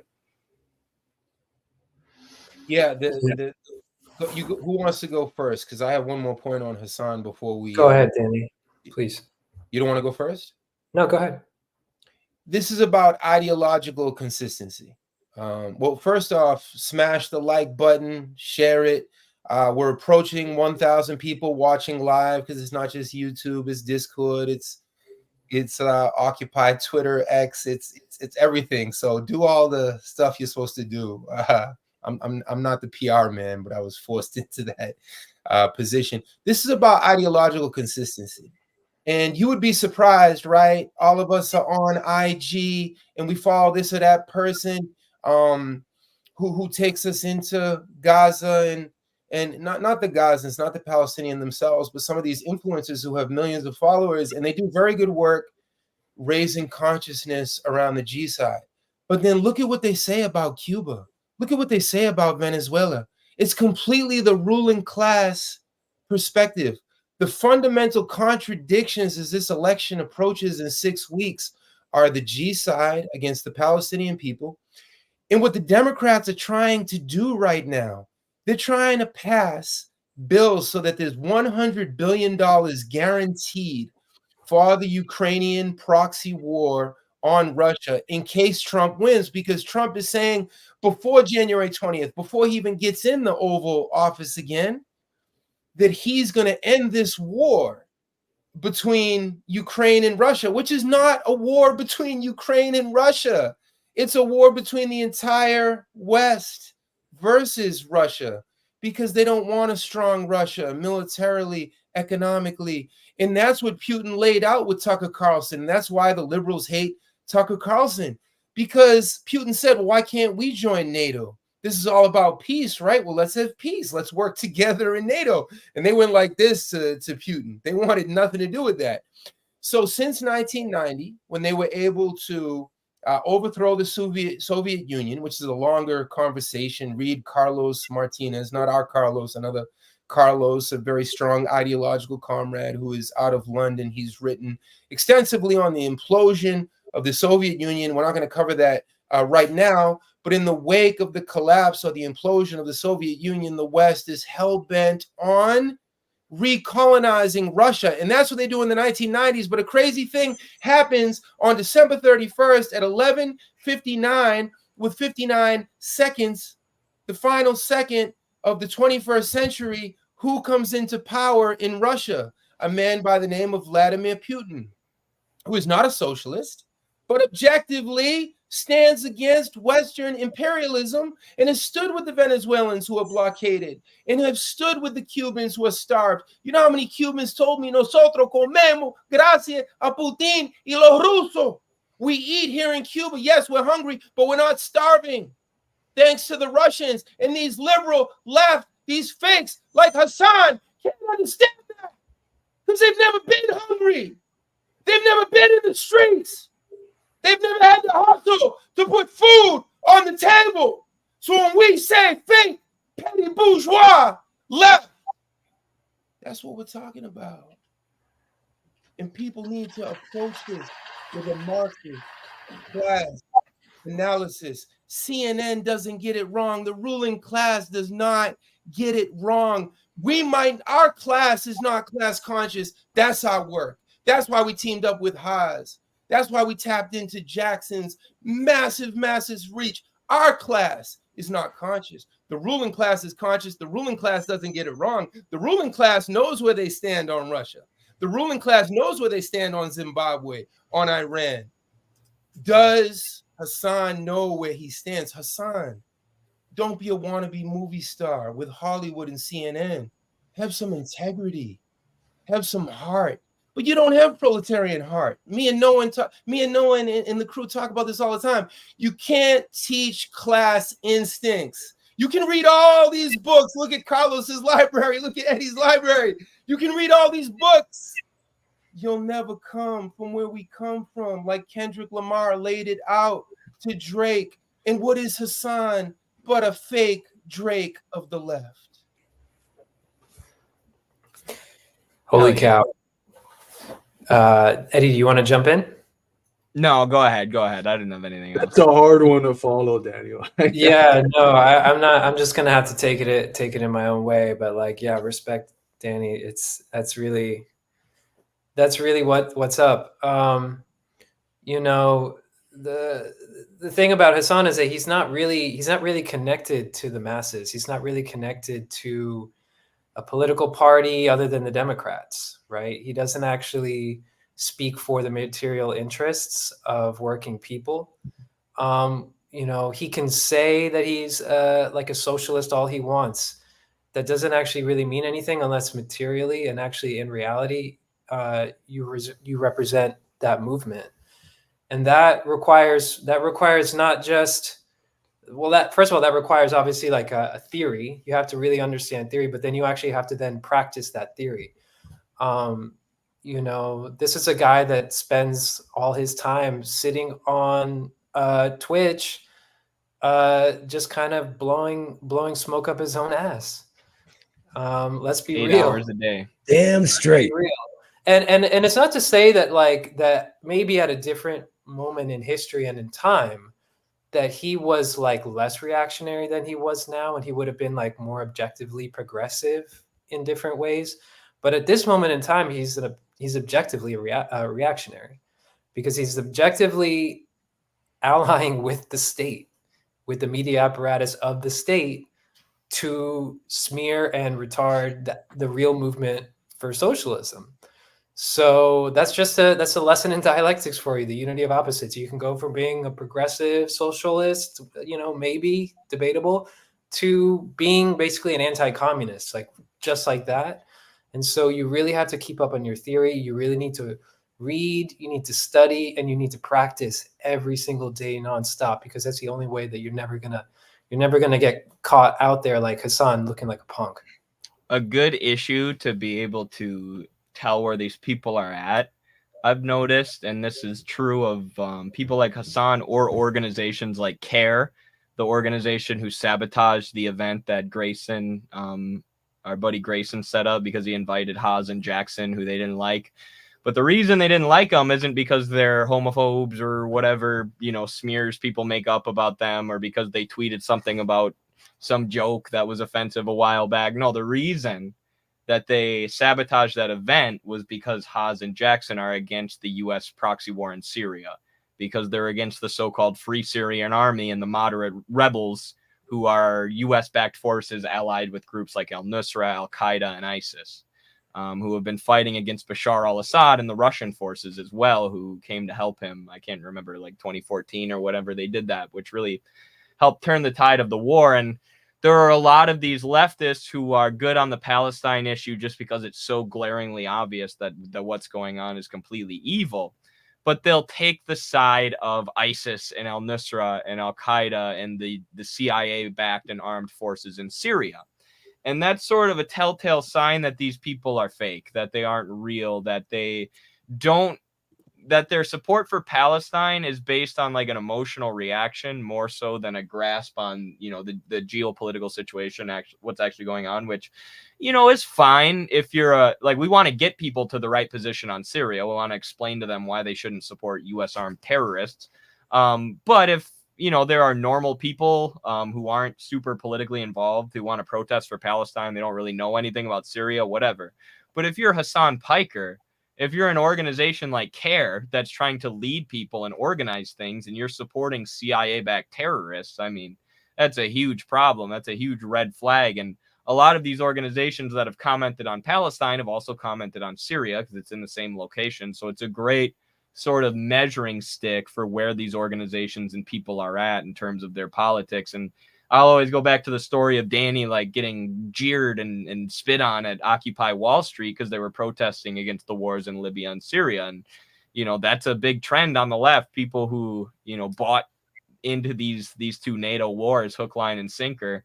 And yeah, it's a good way to tell who's a fraud and who's not. You're muted, Carlos. That Daniel made a really good point. Like, everything is dependent on time and context. In 2016, perhaps Hassan is playing some progressive role.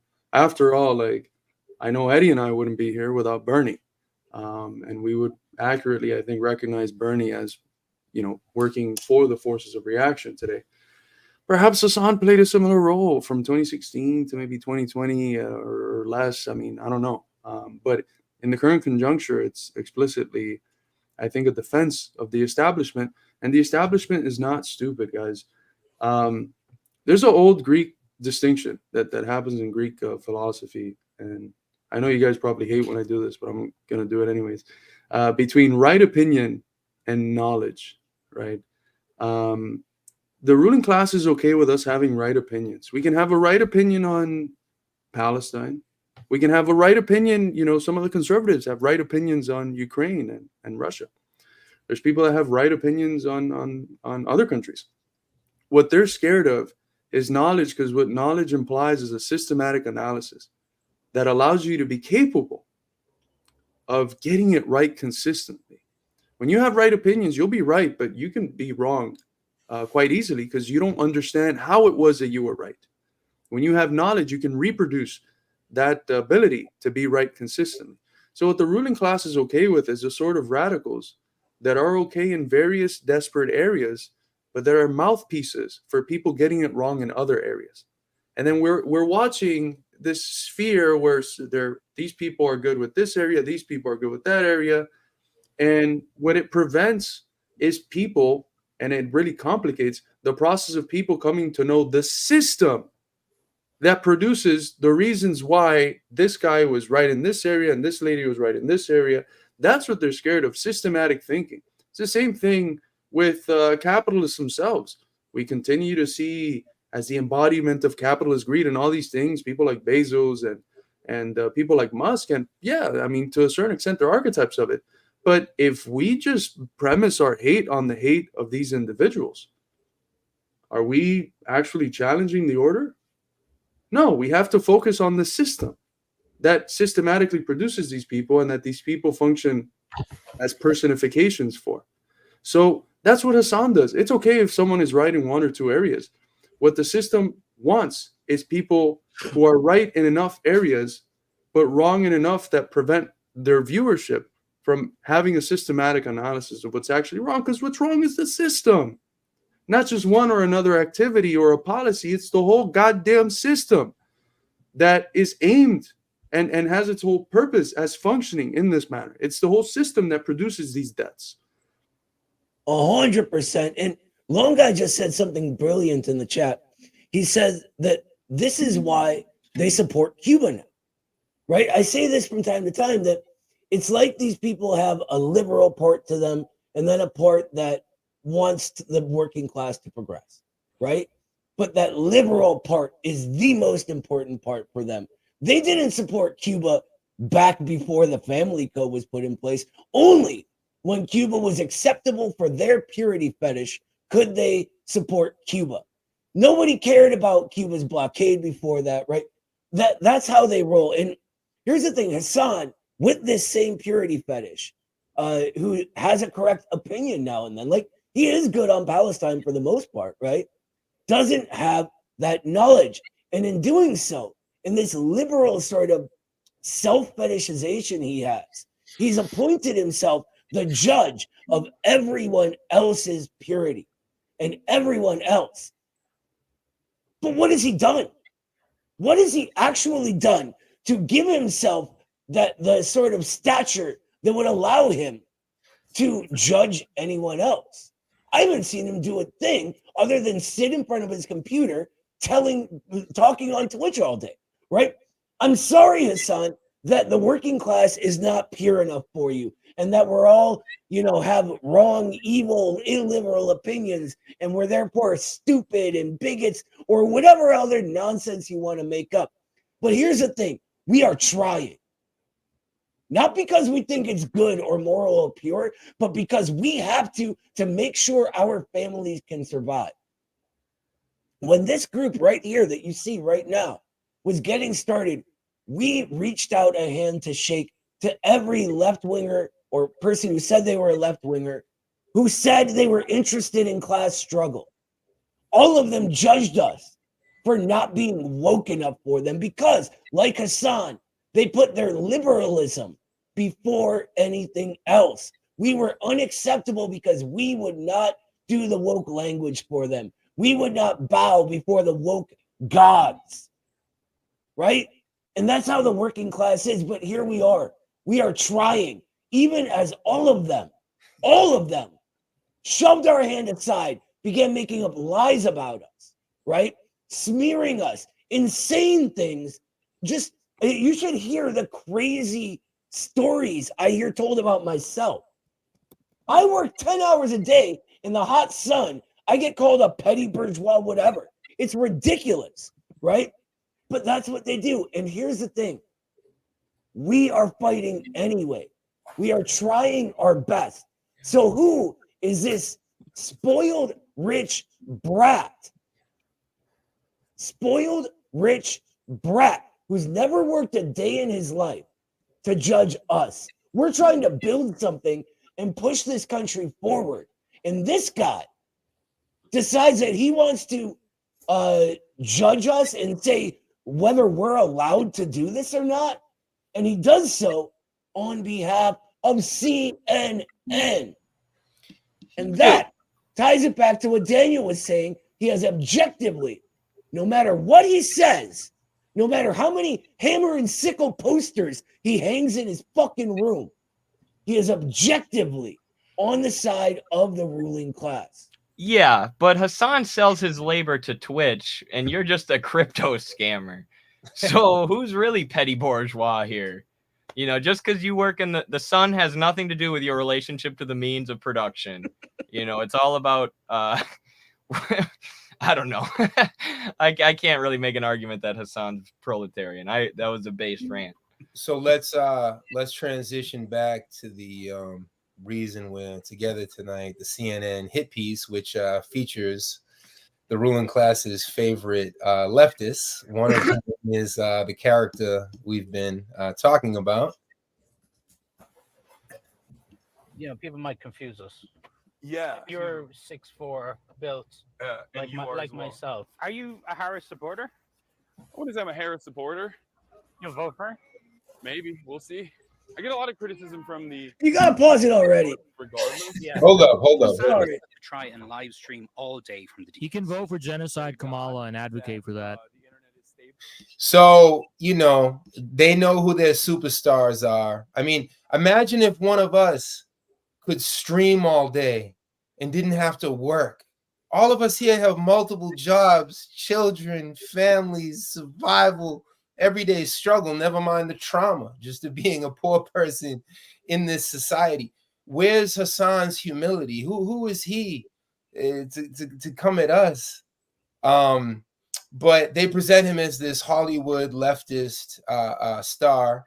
But go ahead, jump in, Noah, and then I'll go back to this this CNN hit piece. Oh, it don't even have to be me. I was just saying when he basically says that, yes, he's a Kamala Harris voter, he gives the entire game away. He exists only to push people who may be radicalized otherwise into his, moderate view of, well, let's hold our nose and vote for a genocidal fucking monster. People don't realize, they think, even Hassan is stuck in this, the Democrats are the lesser of two evils, as someone who calls himself a socialist. Think about all the spontaneous uprisings that have happened in the past few years. Occupy Wall Street, the George Floyd uprisings against police brutality in the prison industrial complex. What happened to all of these spontaneous uprisings? Who came along and co-opted them and turned them liberal and unalived all of the radical leaders? The Democrats. So if you're basically a Kamala Harris supporter, you're not a socialist. You're supporting the party that takes all of the spontaneous uprisings of the masses and turns them into bullshit and co-ops them and steals them. And that's their job. The Republicans don't do that, but that doesn't mean that the Republicans are are worse, right? It's just two different elements within the same system. They have slightly different functions, but they serve the same purpose. Just real quick, it's beautiful to see how many people call us grifters online, but then leave people like Hassan unscathed. And here Hank makes a good point, dude. Sorry. Dude's out there buying the Porsches from Hank in Californication and mansions, but somehow Eddie and Carlos are the grifters. It's like, what the fuck, man? I'm like struggling to get like EBT and WIC. That's how we live, and bro. Fudge rounds.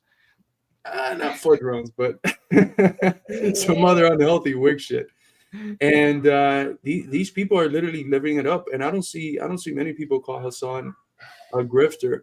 It's very interesting that it's always the people who, because they stood on business, as the kids say, because they have put principles first, have said, you know what, everyone's going to turn against us. All of our old friends, a lot of the people we interviewed, all of our old friends are going to turn against us as soon as we get to actually doing party building with people they think are impure. They're going to turn against us. But you know what? I don't think I care that much about all these connections. I care about the truth. I care about the struggle. If I have to lose some connections and if I have to lose some potential revenue, I mean, we've taken a Patreon dip, and that's public there to see. If we have to lose connections, if we have to lose some friendships that would have allowed some publications of mine to, instead of getting published on the people that accept me now, to get published on 8 more. If we have to lose that, we'll lose it. Because we're here to stand for what we think is right. We're here to do what we think is actually substantially going to advance this class struggle. and not to do a bunch of circle jerks with academics who at the end of the day say we have to do something and the red line is this, but then act in a way that's completely contrary to the very things they go on to say. And then somehow we're always the grifters. But the grifters are not the people who tell you who tell you one thing at the theoretical level, and then at the practical level act completely contrary to it. Somehow the grifters are never people like Hassan, who are literal millionaires and get interviewed by CNN to shit on us. It's always us, the broke people standing on fucking business, having the balls to take the sorts of steps that got us alienated from everyone, that from the comfortable left.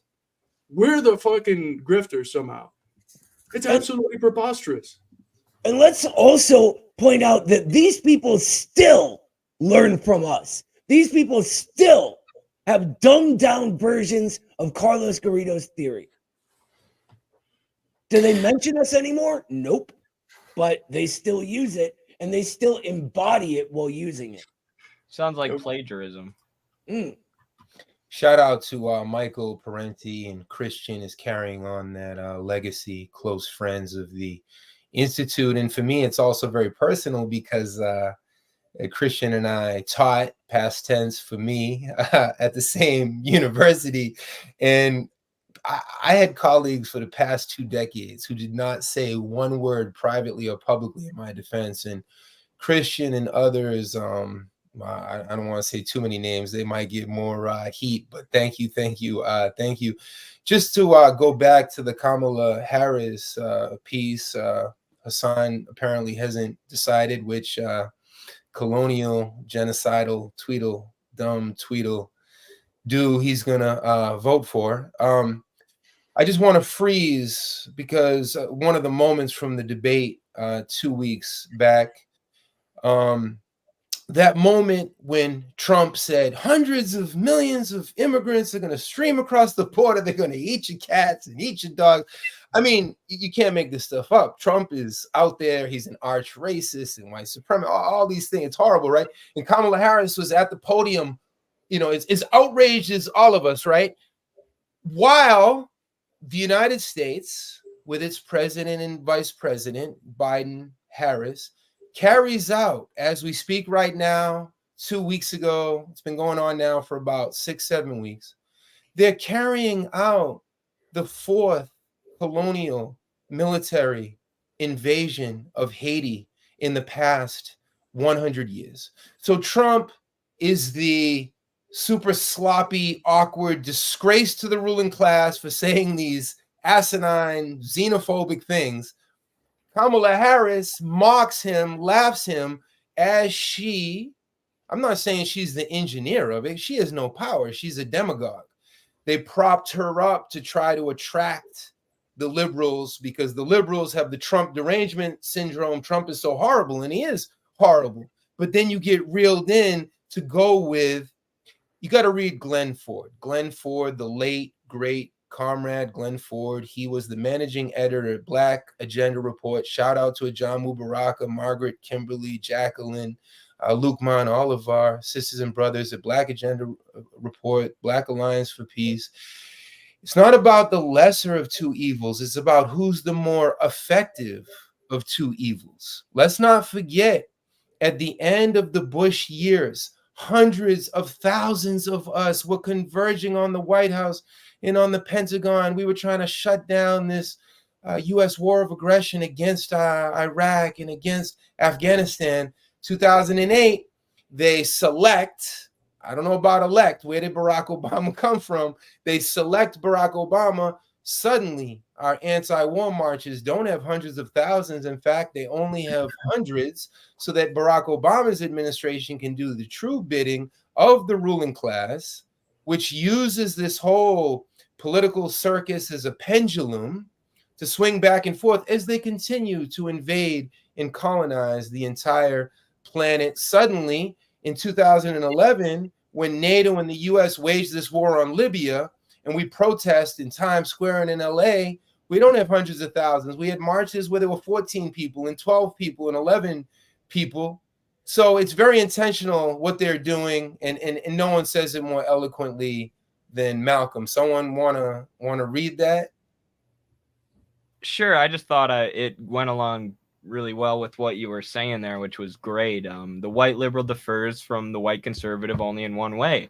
The liberal is more deceitful than the conservative. Both want power, but the white liberal is the one who perfected the art of posing as black people's best friend and benefactor. I don't know if I'm allowed to say that word or not. I'm just not gonna touch it. But yeah, beautiful decision. Yeah. I mean, he puts an emphasis on race here because this is at a time during, the civil rights movement when they're fighting legalized apartheid and racism. But now, of course, you have figures like Kamala Harris, who have who the system upholds as being progressive because they're not white, right? And it's the same thing. It's the same kind of deceitfulness, as she's serving as a prosecutor, doing the war on drugs and all these faux or fake programs by the militarized U.S. police that are disguised as ways to protect the communities, but are actually ways to keep the prisons filled and keep making money for the prison industrial complex. As she's doing that and putting people in jail and perpetrating that racist exploitative system, she's being pitched as this, progressive leftist just because of her identity. So, even the ways that liberals trick us has evolved since Malcolm's time, but it's the same shit. It's the same shit. Support capitalism and the system that screws over black people and the entire working class. While we tell you that we're the progressive ones, we're the good ones, we're the ones who are on the side of black people in the working class.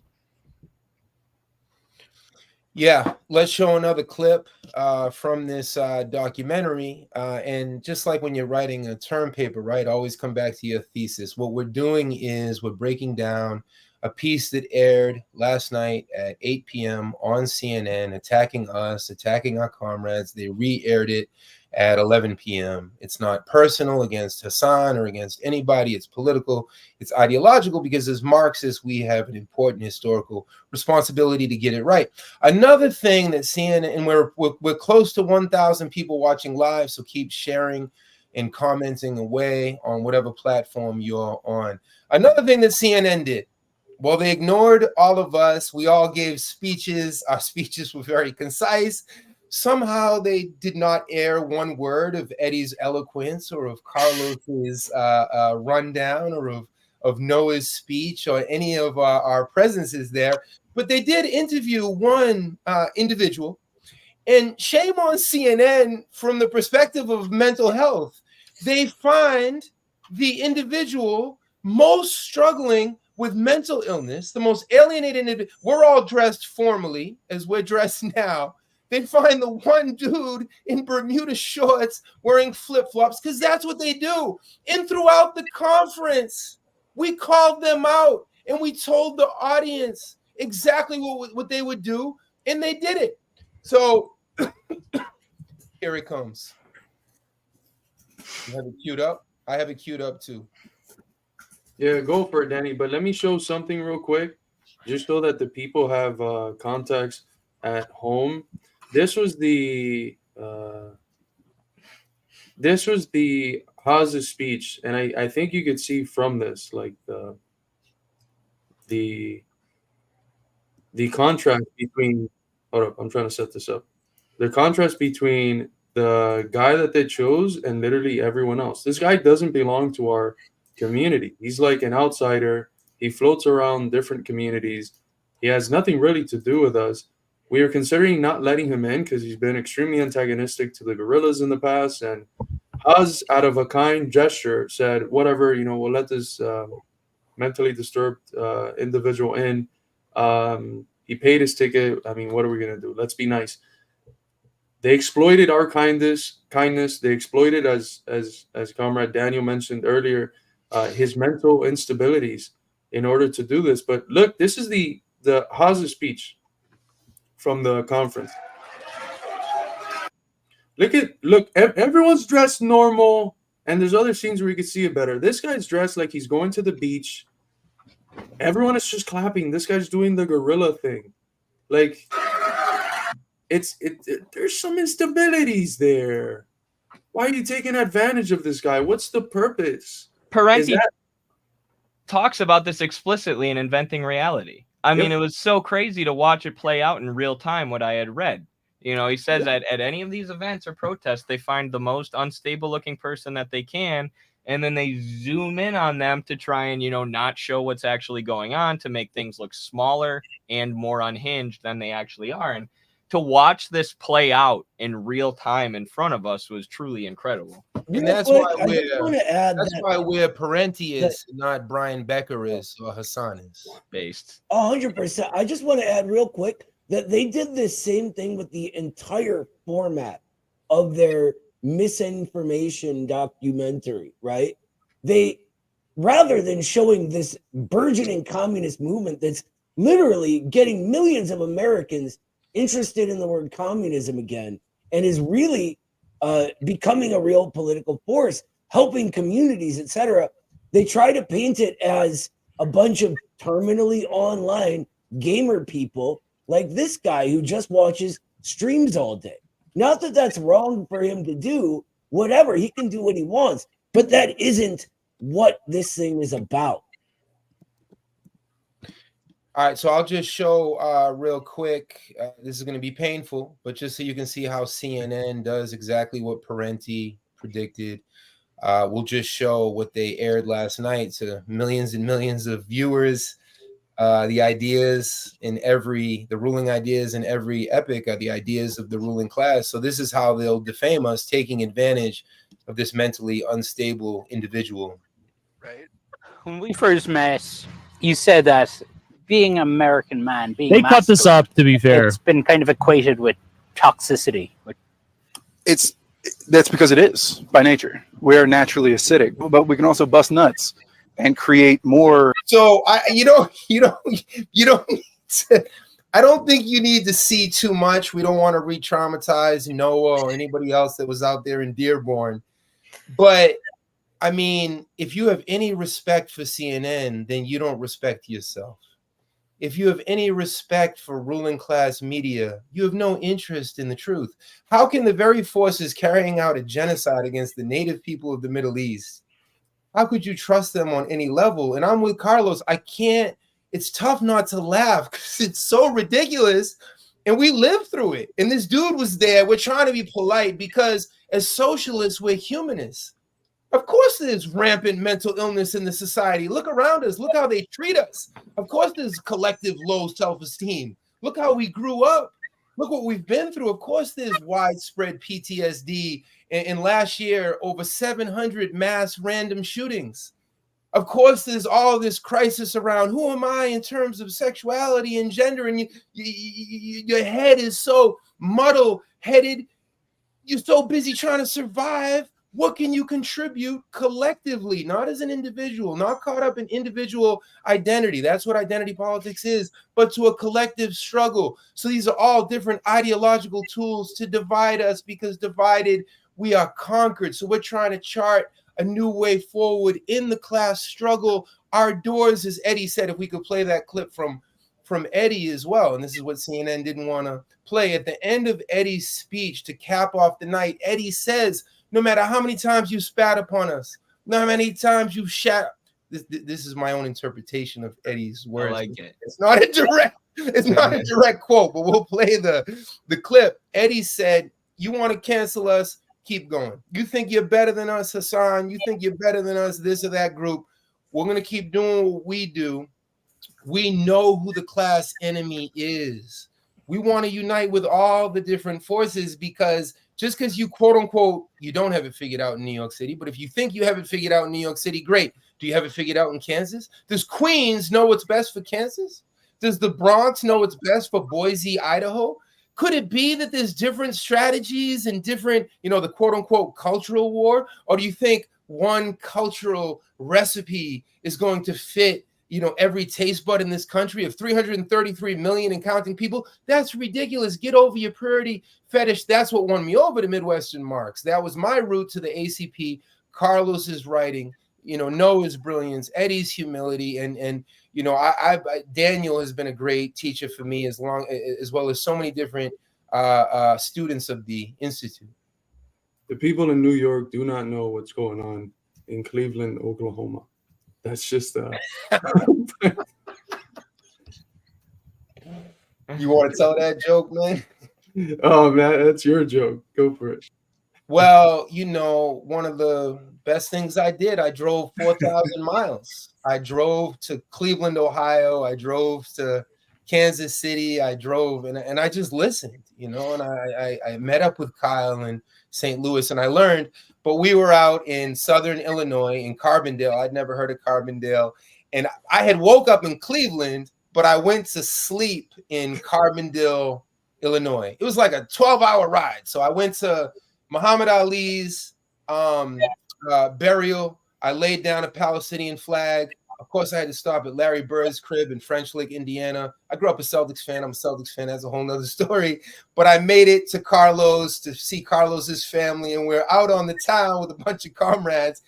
And, you know, I was excited. I just come in from Cleveland. I had woken up. I was doing work with Noah. I'd driven all day. So at the the restaurant with a whole group of people we were building with, I was like, if you woke up this morning in Cleveland and you were going to sleep in Carbondale, you know, where would you have stopped on the way? And young sister said, so you were in Cleveland, Oklahoma this morning?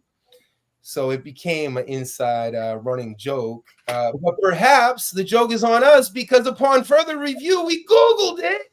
And there's a little Cleveland with like 200 people in Oklahoma. But to us, you know, in the moment, it was quite hilarious. So hopefully, you know, it's one of them jokes that translates through time and geography. Oh, man. All right, let's get back to the CNN hit piece. Yeah, let's do it. All right. Well, I don't want to play more of Charmho. It's too painful. But, you know, they target Jackson, and Jackson comes across as, like, extremely articulate. So let's play some of Jackson now in his own words.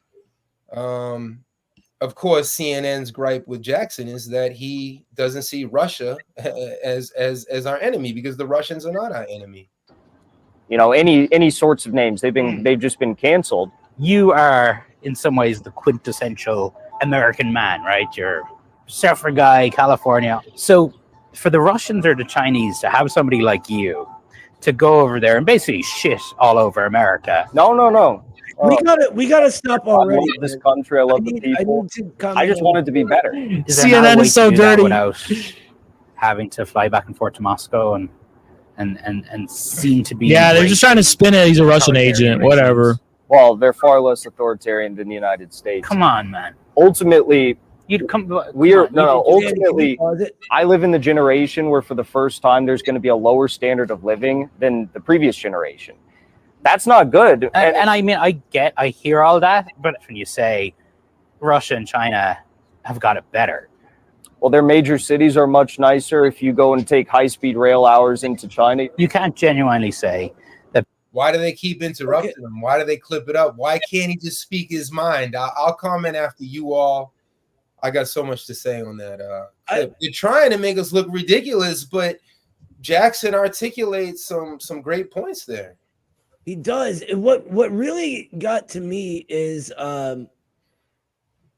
here's the thing. The minute that Donnie begins talking, you can see him trying to set the way it's being presented incorrectly. He goes, you're a quintessential American guy, which Jackson is, right? He's a very good embodiment of where he's from in America. But he says then, for China and Russia to have someone like you already puts a line that cannot be crossed between America and China and Russia. And what Jackson's obviously doing is saying that line doesn't exist. That line exists only between our government and everyone else. And yeah, go ahead. Sorry. It's so odd that even CNN takes like this super patriotic position as a given. Like you can't honestly say that China's doing anything that Russia, that China and Russia are doing anything that the U.S. isn't. That could be good. And I was thinking about this today and telling my friend about Eileen Gu, that skier or snowboarder who went and competed for China, and there were so many attacks against her. I'm like, I feel like in the future, we're gonna look back at this and see it as completely racist and be like, Americans were so brainwashed and so racist towards these other countries that they had their heads up their own asses as China lifted 800 million people out of poverty. And people in the future are going to look back like Americans were getting robbed by bankers and Wall Street shareholders, the richest people in their society, who are just accumulating more and more stacks of paper, while China was building the most advanced, futuristic, powerful society in history, which is only going to, in 20 years, imagine how much more ridiculous the disparity is going to be. They're going to not just catch up to us, but surpass us in every way. And they already are in a lot of fields. But in Americans, even, the liberals who view themselves as enlightened have this just entirely backwards view. And you see it with the folks like Sam Cedar, and as soon with Sam Cedar, who's a, former MSNBC liberal, now does the Majority Report. Anytime you stray away from that idea that the U.S. is number one, or from the idea that the Democratic Party is better than the Republican Party, that's when he just says you're cuckoo for Cocoa Puffs, you've lost your brain, you're a right-winger now, and he dismisses people like Glenn Greenwald and Matt Taibbi as right-wingers. And it's because they overcome this racist American exceptionalist idea that is implanted in people like Donnie Sullivan to the point where he can't even fathom, what? You're saying positive things about China? But Chinese people are backwards. America good. It's really wild that so many people still have this old school colonial mindset. We were talking about it the other day with Carlos and I on the segment about Piers Morgan. How he just has this, he couldn't fathom the idea that the U.S. and Britain couldn't just wipe Iran off the map, in a war that would take a few days. He couldn't fathom it. It's they really are rooted in this American exceptionalism. And that's why it's so important to have someone like Jackson who says, no, I don't hate America. I'm the real American patriot. You're trying to send Americans money to fight these endless wars and murder babies. I want to invest American resources in Americans.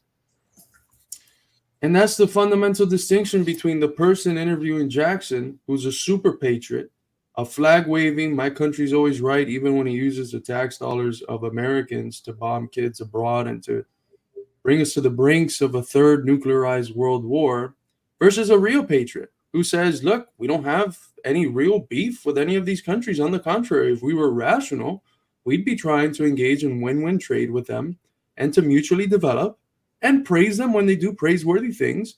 And that's that, respect their sovereignty. And I think most American people see that as common sense. And these people are so, people like Sonny's and CNN in general, which is who he serves as one of the mouthpieces of the ruling class, they're so disconnected from everyday people. I mean, I don't think it's a coincidence he's never gone to Taco Bell. You can't call yourself an American without ever having stepped foot in that amazing Mexican-American establishment. But maybe that'll boost our algorithms, giving a shout out to Taco Bell. It reminds me of that movie. What was that sci-fi movie with Sylvester Stallone where everything became Taco Bell? Oh my Demolition God. Man. Good movie. I almost got lynched in Mexico when I told my comrades, I was like, yes, I've had Mexican food before. Of course, I eat Taco Bell like once a week. They almost threw me out of the country. But seriously, that's the real distinction between like a real patriotism. Your concern is the people. You don't have no hatred for these other countries. Your concern is the people. And your love for the people that are the context in which you developed as a human being and grew up is not a love that it implies itself a hate of anyone else. That super patriotism that Donnie represents, as CNN represents, the ideologists of the ruling class represent, that's not real patriotism. That's anti-patriotic, because the American people are hurt when we have that framework of mind, because it's what legitimizes all of these wars. These are wars where Americans go to die, to come back with PTSD and with physical dismemberment. These are wars that our tax dollars are going to fund while everything's crumbling back home at the ranch. So it's not patriotic to be in favor of the wars of empire. When it comes to the wars of our treasonous, anti-American U.S. government, the real patriotic position, as Lenin teaches us, is revolutionary defeatism. That's our real position. So there you have a beautiful distinction between a real patriot and a super patriot, as Michael Parenti would say. 1,000%. And I'm sorry to cut in on you, Daniel. Unfortunately, it's getting really late for me, and my injury is bothering me. If you haven't seen me like moving my neck, it's because I'm in a lot of pain right now. So I'm gonna go. I have to rest my neck. I gotta lay down and get up for work in like 5 hours. So I want to leave you guys with saying just this: real patriotism is a love for one's country. Very simply, what is a love for one's country but a love for one's people? Right? What is a country but the people that make it up? And within that, we must we must understand that the patriotic position is improving the conditions of the country, the people. Therefore, we must understand that it is, we have to figure out who is hurting these people and who is helping them. Right? It's really that simple. And when we take an honest look, as genuine patriotism demands us to, we see that it is our own ruling class doing that.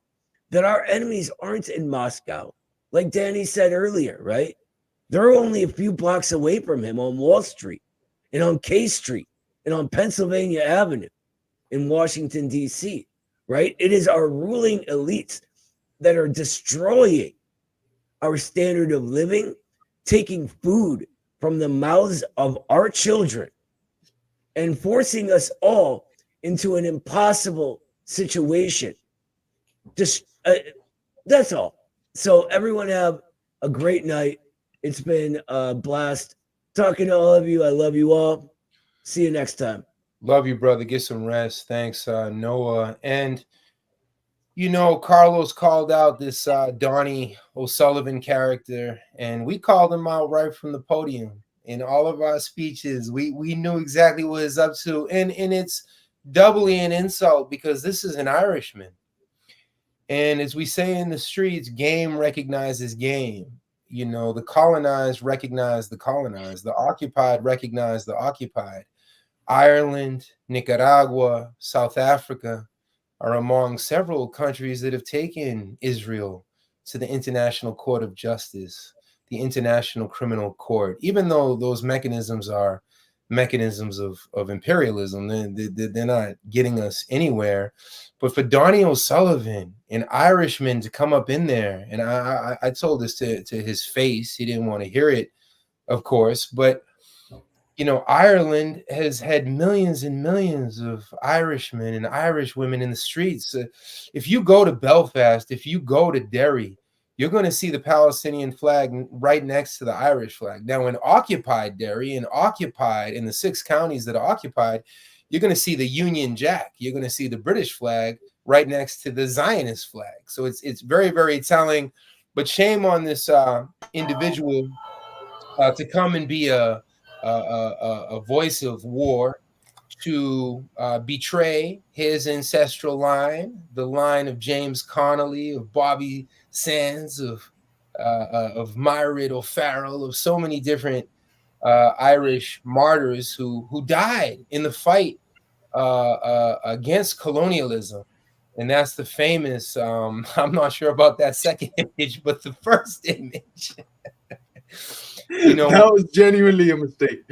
I was trying to unclick the Palestine one. When you go into Derry, the first thing you see, you are entering a free Derry. Derry was the site in the early 1970s of the massacre, of the British massacre of the civil rights protesters. The Irish studied Dr. Martin Luther King and the civil rights movement, and they were gunned down by the dozens by British paratroopers in the streets of Derry. That was known as Bloody Sunday. And then what did they do? The same thing the Palestinians have done. The Palestinians marched every Friday, and they said, we don't want apartheid. We don't want this wall enclosing us in. And what the Israelis did is the same thing they're doing to the Lebanese now. It was a war of mutilation. They shot for their kneecaps. They shot for their ankles. They shot for their limbs so they could paralyze a generation. And that's what the British did to the Irish. And you know what the Irish did after that Sunday? They went to the IRA and they said, sign me up. I want to fight. And that's another incredible ideological delineating point that the comrades have made. Hassan expresses some solidarity and democracy now, and the rest of the faux left, the compatible left, the petty bourgeois left, they'll say it's horrible, the Palestinians are dying, but will they stand with the Palestinians who rock in hand, brick in hand, every other weapon, which I cannot even probably mention because it's an asymmetrical war against our people? Repression breeds resistance, and resistance is what brings freedom from Houston to Belfast, from Derry to Palestine. And that's why we're internationalists.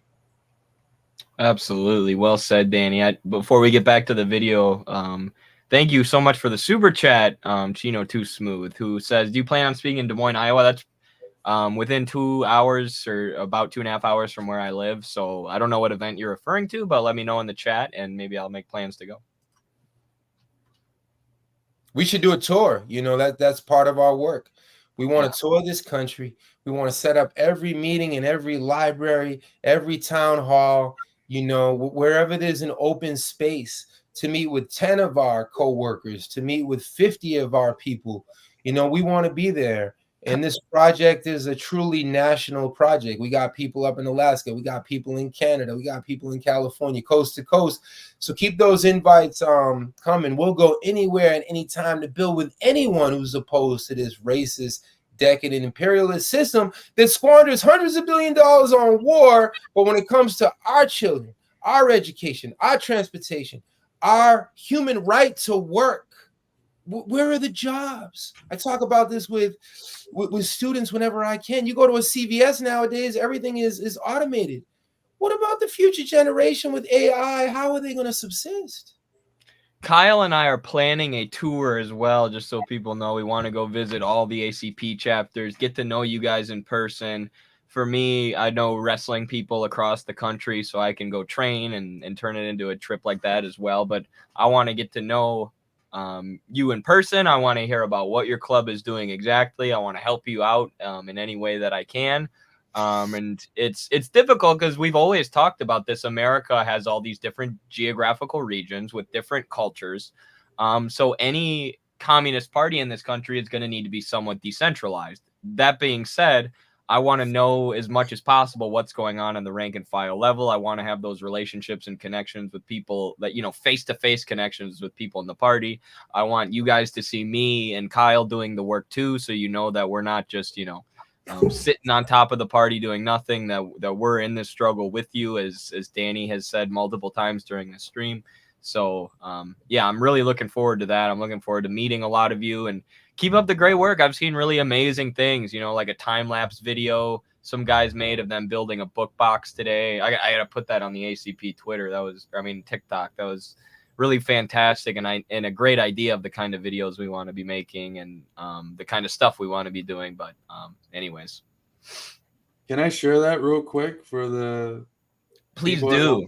I'm going to upload it on TikTok while we're sitting here, actually. It's ACP New York. Hell yeah. It's my chapter. This is red hot, a smooth brother, a ruby buck shot like that black moon brother. The black room sellers making rap tunes killer. Until the flow skiller, the Chicago brother named Tiller. We come trampling, the city is standing. We moving the tandem, your crew couldn't fathom. We repping the fashion, I'm mushing and mashing. I'm doing what you have been, your crew better cash in. This is red hot, we're rocking the spot. If you like it or not, this is red hot. The vanguard of art, quick to put into the thought, and nice from the man at the start. Maneuver well, I tell girls who can't tell and say since I don't look like Maxwell, they think I can't Maxwell. That was beautiful. I hope we don't get copyrighted for that. But that was a very nice video. Shout out to ACP New York for putting in the work. All right. Danny, you want to go back to Daniel, you want to say something about the... Oh, I mean, just shout out to the comrades in Buffalo who put that together. You know, I've been organizing with the ACP New York chapter now for over 2 months, and every day just the development, the growth, and the organizing is just increasing and progressing. It's really quite breathtaking, actually.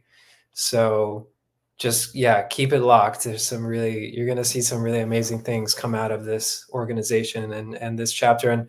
And also the other ACP chapters. We're starting to connect with other chapters across the country, and in Canada as well. And I think we're all just growing and developing ideologically and theoretically and practically more than I think any of us could have imagined. So just very, very hopeful. At the same time that we're in a state of deep crisis, there's also this incredible ray of hope coming from ACP.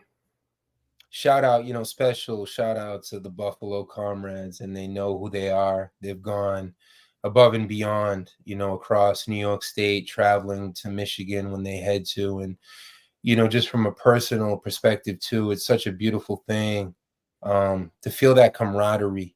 That was something that at certain periods of my life and that I felt like I had lost in the United States. I never felt like I had lost it in Cuba or Venezuela or Haiti or Brazil or Cape Verde or in Southern Africa. But, the whole cancel culture thing, as the Buffalo Comrades will tell you, the cancel culture thing is a petty bourgeois phenomenon.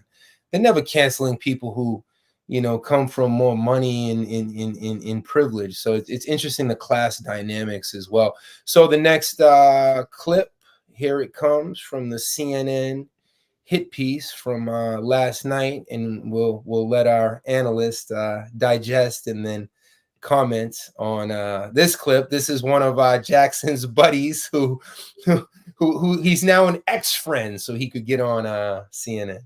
We're willing to criticize our own country. I don't disagree with everything that he says. I think there's way too much Russia phobia in this country.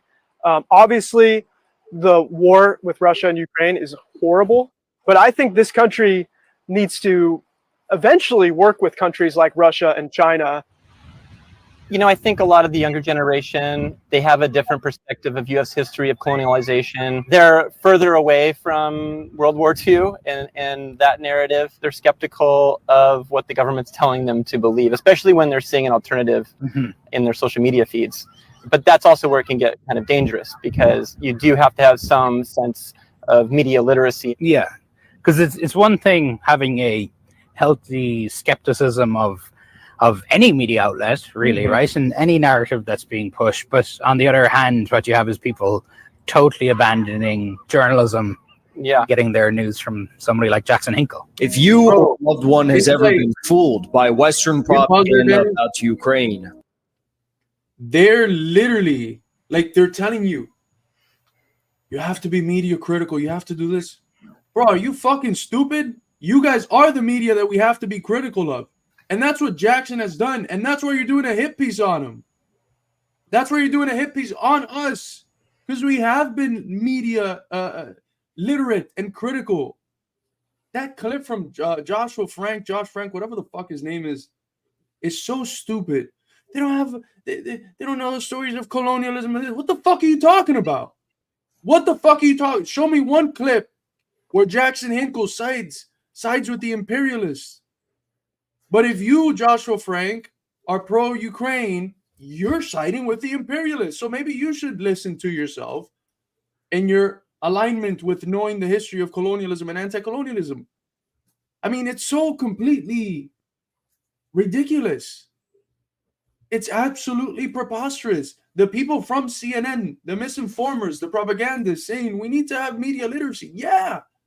That's why Jackson and all of us have been critical of you. And for doing that, you smear us. For doing that, you do hit pieces on us. Absolutely. It couldn't be more absurd. They're lecturing people about not being media literate. And it's like, bro, you work for CNN. You wouldn't be in your position if you weren't a liar. Unless there were, you understand that there are certain things that you can't say, certain positions that you can't take, certain people that you need to smear. And because you follow those guidelines, the corporate owners of CNN are going to employ you and allow you to have a job. And if you step out of those bounds even a little bit, like, someone like Tucker Carlson did, they can you, because then you're of no more use to them. And the only people who the media serves are the corporate outlets that own them, or the corporations and private owners that own them. and then the advertisers, right? And I guess the state as well, but it's the people who give them their funding. So the only reason that Donnie O'Sullivan has that job is because he is a puppet of the ruling class, and he's willing to act as an attack dog for the ruling class. And this is why Inventing Reality is so good, because people think like they have this naive idea that the media is just wrong sometimes, right? That's what they're saying. You need to be media literate, and you just need to be a little bit critical of the media because they accidentally get it wrong sometimes. No, the media is actively lying to you. The media is actively manipulating you. They don't just get it wrong sometimes. They're actively brainwashing the population into believing certain things and attacking anybody who tells you the truth. Anybody who realizes what Che Guevara said, that reality is Marxist. And even, you know, mainstream historians, like who are even liberal historians, but ones who are a little bit better, who I like to listen to, they tell you don't listen to the media at all. The media is complete garbage. Like anybody who has any kind of materialist historical methodology or any kind of understanding of history or political science will tell you that the media is complete garbage, complete liars. They'll invent complete fabrications, or they're just taking hints of truth and stretching it and twisting it in any way they can to push a narrative. So to say, you know, that we don't have media literacy, but people watching CNN do, like, bro, kill me. I'll keep playing the clip. And even when they go after Jackson with his former friends, the former friend is like, he didn't believe in this war on Russia. Like, they can't even do a quality hit piece. But I'll keep playing it. Thank you, JB. Thank you for all the support. I don't blame you. He'll post stuff that Let's go, is so Jackson! infuriatingly ill-informed. So many people in his comments, in his community, just take what he's saying as Let's go! Jackson is a Russian propaganda dream, right? Yeah. Yeah, whether he's doing That's it, our he's fucking on a guy! payroll or not, they're getting a great bargain, right? I mean, if the guy was actually on the left, he would talk about the press in Russia and the crackdown on the free press. They would talk about these things, but they don't, right? And why is that? It raises some flags for me. Hey, Jackson. How's it going? You're breaking up a little bit, but that's okay. Good here in Moscow, Russia. Yeah! Yes, I see that it is trying to reconnect the internet. Now he's totally frozen. When I next spoke to Jackson, he was back in Russia. The Kremlin had organized to bring him to parts of Ukraine it had illegally invaded. American hero! No, I think He's the only pursuing the people truth being brainwashed to are see the with his people own paid by eyes. the military-industrial complex to spout certain views. You haven't gone Fuck kind of the full deep Tucker state! Carlson Fuck yet, the so you US haven't government! Gone to a supermarket and started sniffing bread. Oh, come on. And coming to a Russian grocery store. Yeah, that's so weird to smell It was food. radical. Like, what? It look. Oh. Notice what they're scared of. It's the same thing with how they always attack the North Korean or the DPRK vloggers and the Chinese vloggers, and they're like, this is propaganda. They don't even want you to go visit these places. They don't want you to go see them and meet the people. They want you to be completely racist, completely ignorant, sit in your bubble, never travel the world, never go see anything outside of your bubble. Otherwise, you're a propagandist. And that's what I'm saying. This is such a racist, stupid, bigoted, ignorant way to view the world. That you can't even go to a Russian grocery store without being a Kremlin agent. Like, no, maybe these people who are going around the world and meeting or seeing these other cultures and meeting other people and experiencing other governments and ways of life are seeing that we're not getting everything right here in the U.S. Maybe they have a point.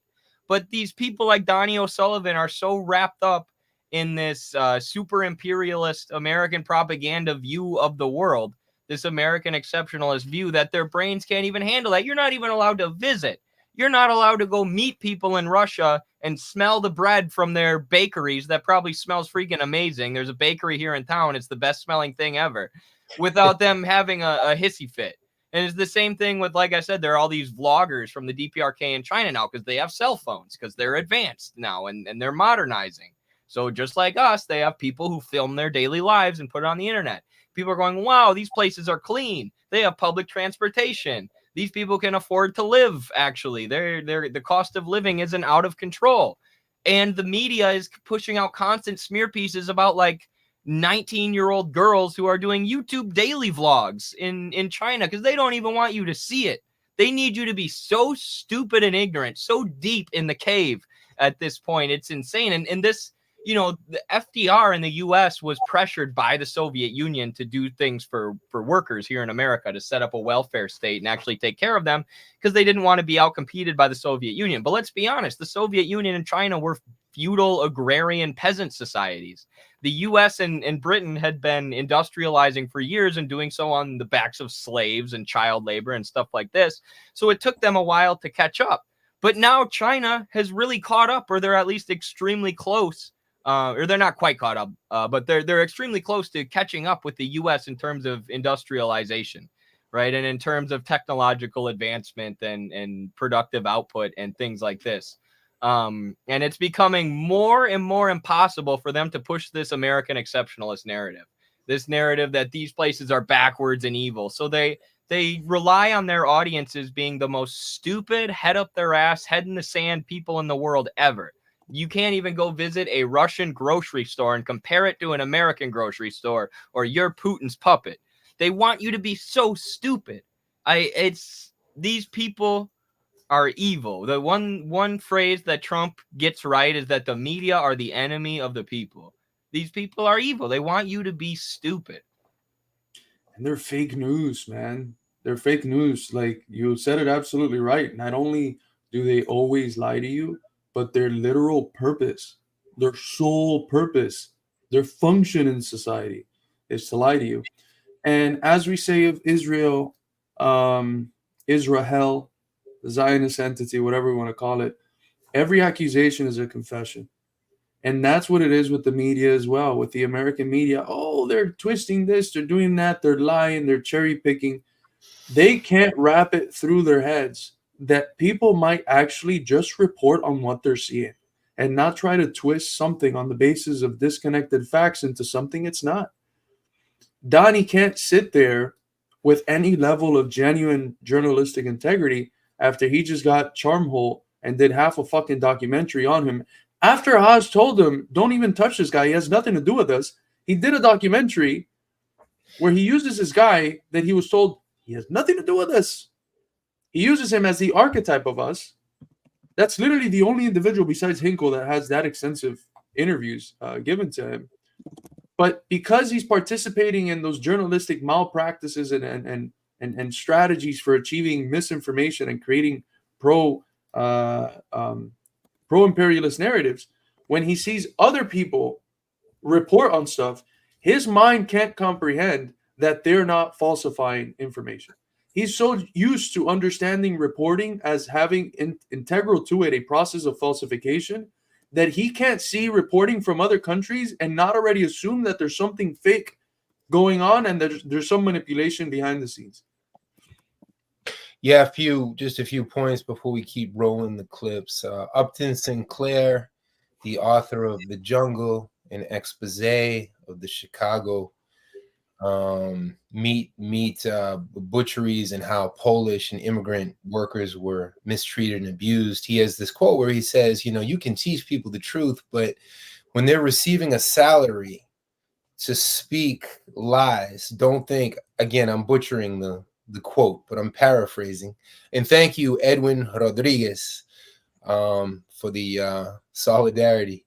So Donnie O'Sullivan's entire career and being a lackey of the capitalist media, he could care less about what's small fish to him when he can make his $300,000 a year. And these are opportunists. These are not people who have any type of moral integrity. As Eddie was pointing out, the unofficial religion of this country is Russia-phobia.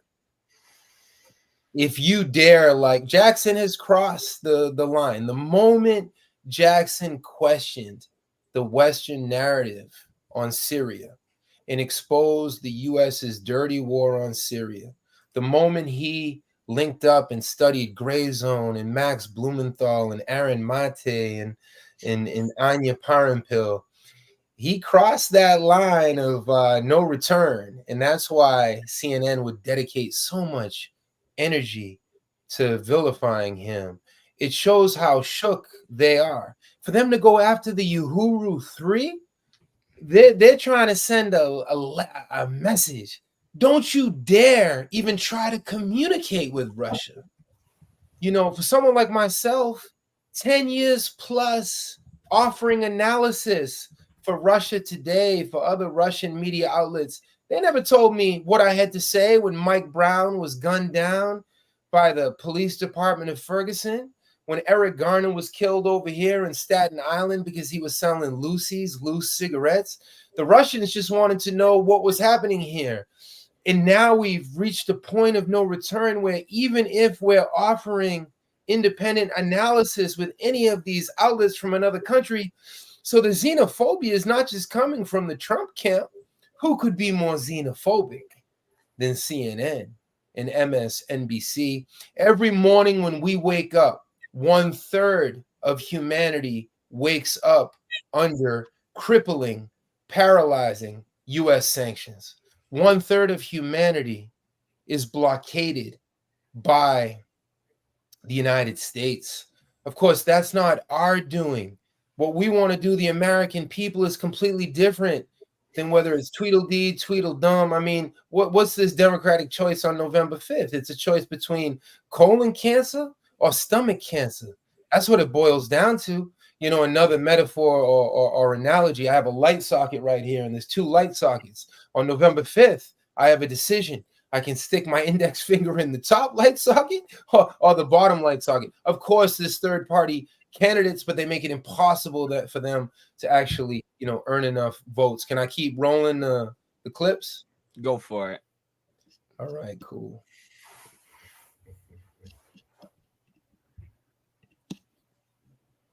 Radicalize you against our leaders. That's how I feel. Anyway. True. Radicalized.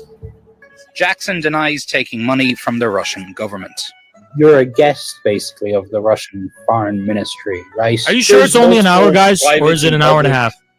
Individuals that I think are supporting my efforts to see the country and you know, showing me the truth about Russia. I pay for my travels. I pay for my hotel expenses. Every time I think maybe this guy is mature, you tweet something stupid. You did a poll. You're facing a death sentence before a judge, but the judge is on her period. Are you okay with this? Most people will laugh at that. Are you right? just a straight up sexist? I just don't guarantee understand most people what's the find deal that with this funny. sort of stuff. Well, on of course, CNN, you know, you in have real to life. introduce comedy into the dark times. But Jackson and his followers have a warped view of women and of the world. So I was dating all these women who were LARPing as.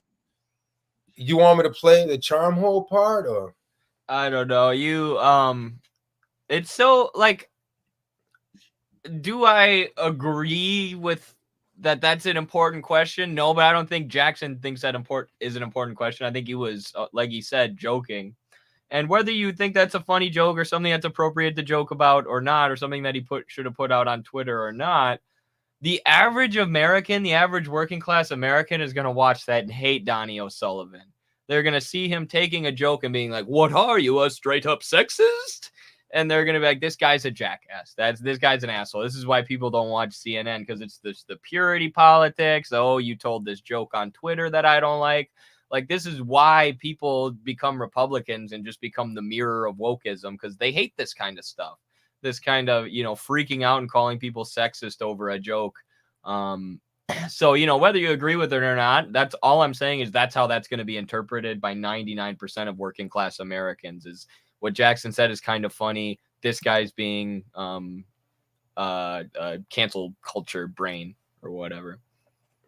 And Slava had an interesting reply to it, which was bringing up the history of how socialist countries have worked around those periods of the month for women in order to, you know, make the work more bearable. So yeah, I mean, for me, it's been an interesting process. Of course, we don't endorse any anti-woman position, anti-gay, nothing anti.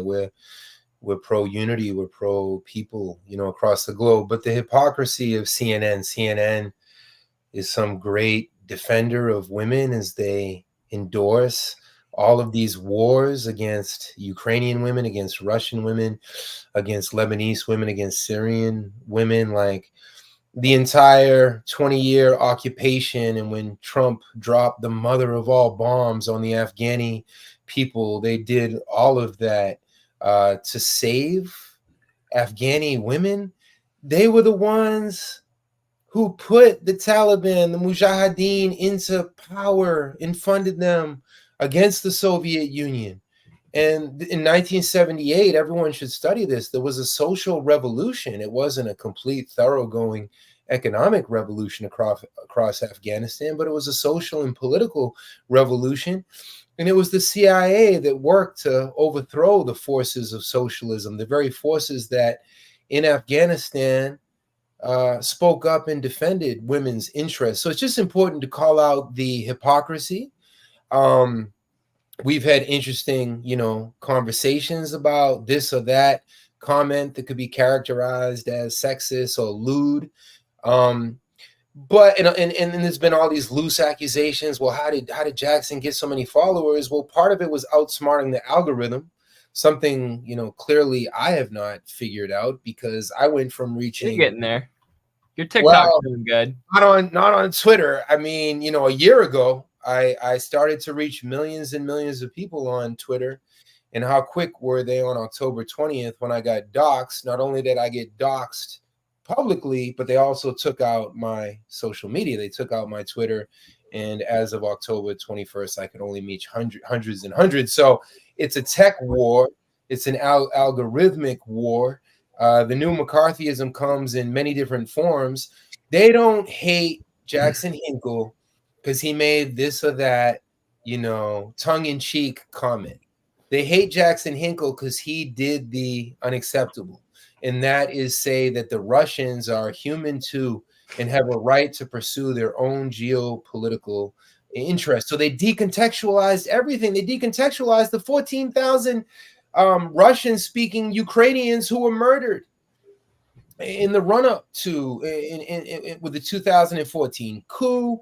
You had the burning of the trade union building in Odessa, and the people watching may know this, but the everyday American people, they have no clue. They just think that Putin woke up one day, I'm going to go take Ukraine back, and tomorrow I might take Poland.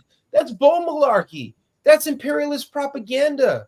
NATO in the U.S., NATO is nothing more than the military arm of the U.S. in Europe. They're the ones that every day encroach upon Russia's sovereignty and on their borders. NATO now occupies Hungary, Romania, Lithuania, Latvia, Estonia. I mean, Poland is, you really want to talk about the right wing, study the Polish system. If any one of us went to Poland, we would probably be a political prisoner in Poland, if you want to talk about but then they throw it all at Putin, and they prop up this guy Navalny, and there's Amy Goodman. I mean, Amy Goodman is just another Hassan. Amy Goodman, Democracy Now! Can be very, very good on this point, but what about this point and this point and this point? And that's why they allow them to keep going and give them a certain leftist mainstream credibility, and we're the bad guys, and Jackson's the bad guys. Yeah, because I mean, the way that a lot of these social democrats and kind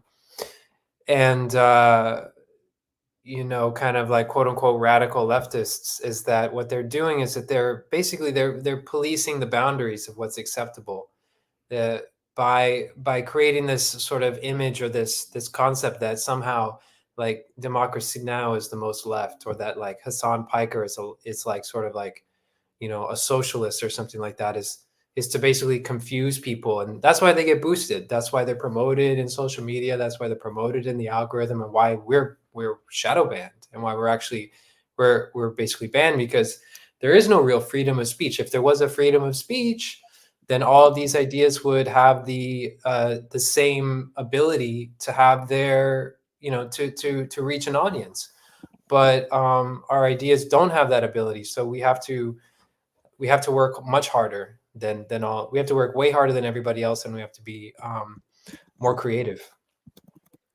The only social media platform that I think had like a fair algorithm, and this isn't me speaking, there was like whole articles and it was extremely popular for people to say at the time, was TikTok when it was owned by ByteDance, the Chinese company. Yeah, And it before still that, is, but their servers are now monitored by Oracle, the CIA Texas company. And I mean, you could probably speak to this a lot better than me, Eddie, but I mean, the growth that we experienced there before it got throttled and passed over control of the servers to Oracle was insane. Like Eddie was able to accumulate. Well, yeah, it's still better. Let's be like, it is still better than any of the other apps in terms of growth. Like, you can still go viral on TikTok with 0 followers, but there are like long periods of time now where my videos will get insanely low views, and all the comments are, you know, shadow ban, shadow ban, shadow ban.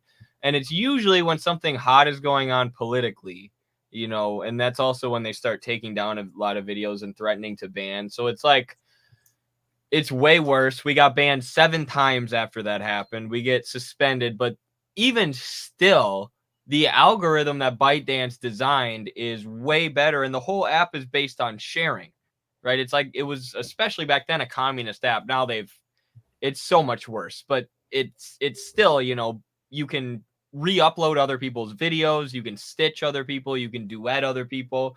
The whole app was supposed to be based on sharing, and now they've made all these things. Like, if you duets, I'm not even allowed to duet people. I'll get demonetized and taken down. They don't even let me do it anymore. But so they made it much worse. But even still, just because of the way that the Chinese designed the app, it's way more collective and friendly towards people without any followers.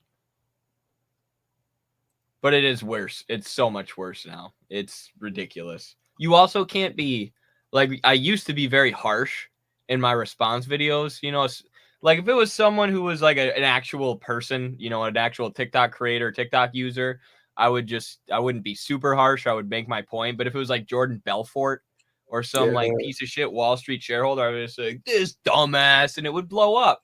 You cannot do that at all anymore. If you do that, you'll get as soon as your video hits like 50 views, you'll be taken down and you'll be hit with a strike for bullying. It's so stupid. Every day the censorship is more intense, and we should be prepared. They're going to keep coming after our voices. It's very telling who the FBI is stopping and confiscating the phones, denying us all of our constitutional rights. I mean, I have to now work with another legal team with other lawyers after the attacks against me. But I'm going to tap out, comrades. I'll leave it to you all to hold it down. I'm in the Noah age bracket. I got a few years on Noah, so I think we can wrap up. We've seen most of or at least the important parts of the documentary. I think in general, man, most people that I spoke to agreed that it was a win. Like, it was a complete dud on the part of CNN. Like, they didn't make us look that bad. The perhaps most unwoke, problematic comment was a clip of Hinkle calling Hitler gay. And I mean, everyone understands that's joking, and I think it's more problematic to have the clip that they uncritically put afterwards to make Hassan look good, where he says that Hinkle's to the right of Hitler. And what's implied there, ladies and gentlemen, is that if you say Hitler is gay, you are worse than Hitler. You're to the right of Hitler. That's a perfect archetype of what these people's politics are. It's all symbols. It's all image. It's just identity politics. What actually matters to them is that you don't say the wrong words, not any substance. Because think about it. To say that you're to the right of Hitler, really? For calling Hitler gay? What? Come on. Shout out to Andrew Ray for the $5. Thank you so much, comrade. Shout out to the brothers Kononovich in Ukraine, literally outlawed as people with the police promising not to prosecute murder attempts against them. It's insane. Like, Ukraine's been a fascist state since at least 2014.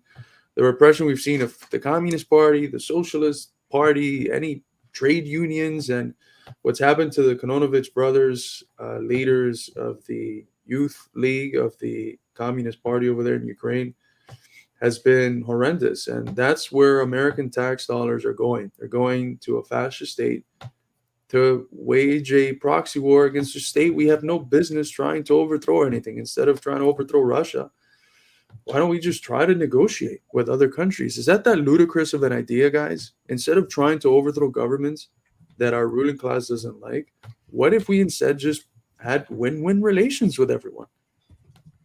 I don't think it's that preposterous. I think most American people are fully in favor of that. They're afraid of peace. They're afraid of peace because war brings them profits in the billions. Yeah. So is their class interest versus our class interest. Danny, can I get your reaction right before you leave to one song that I saw going viral on TikTok? I know that you are the resident expert on Haiti here at Midwestern Marks. So they're eating the dogs. They're eating the cats. Eat the cat. Eat the cat. They're eating the dogs. They're eating the cats. Eat the cat.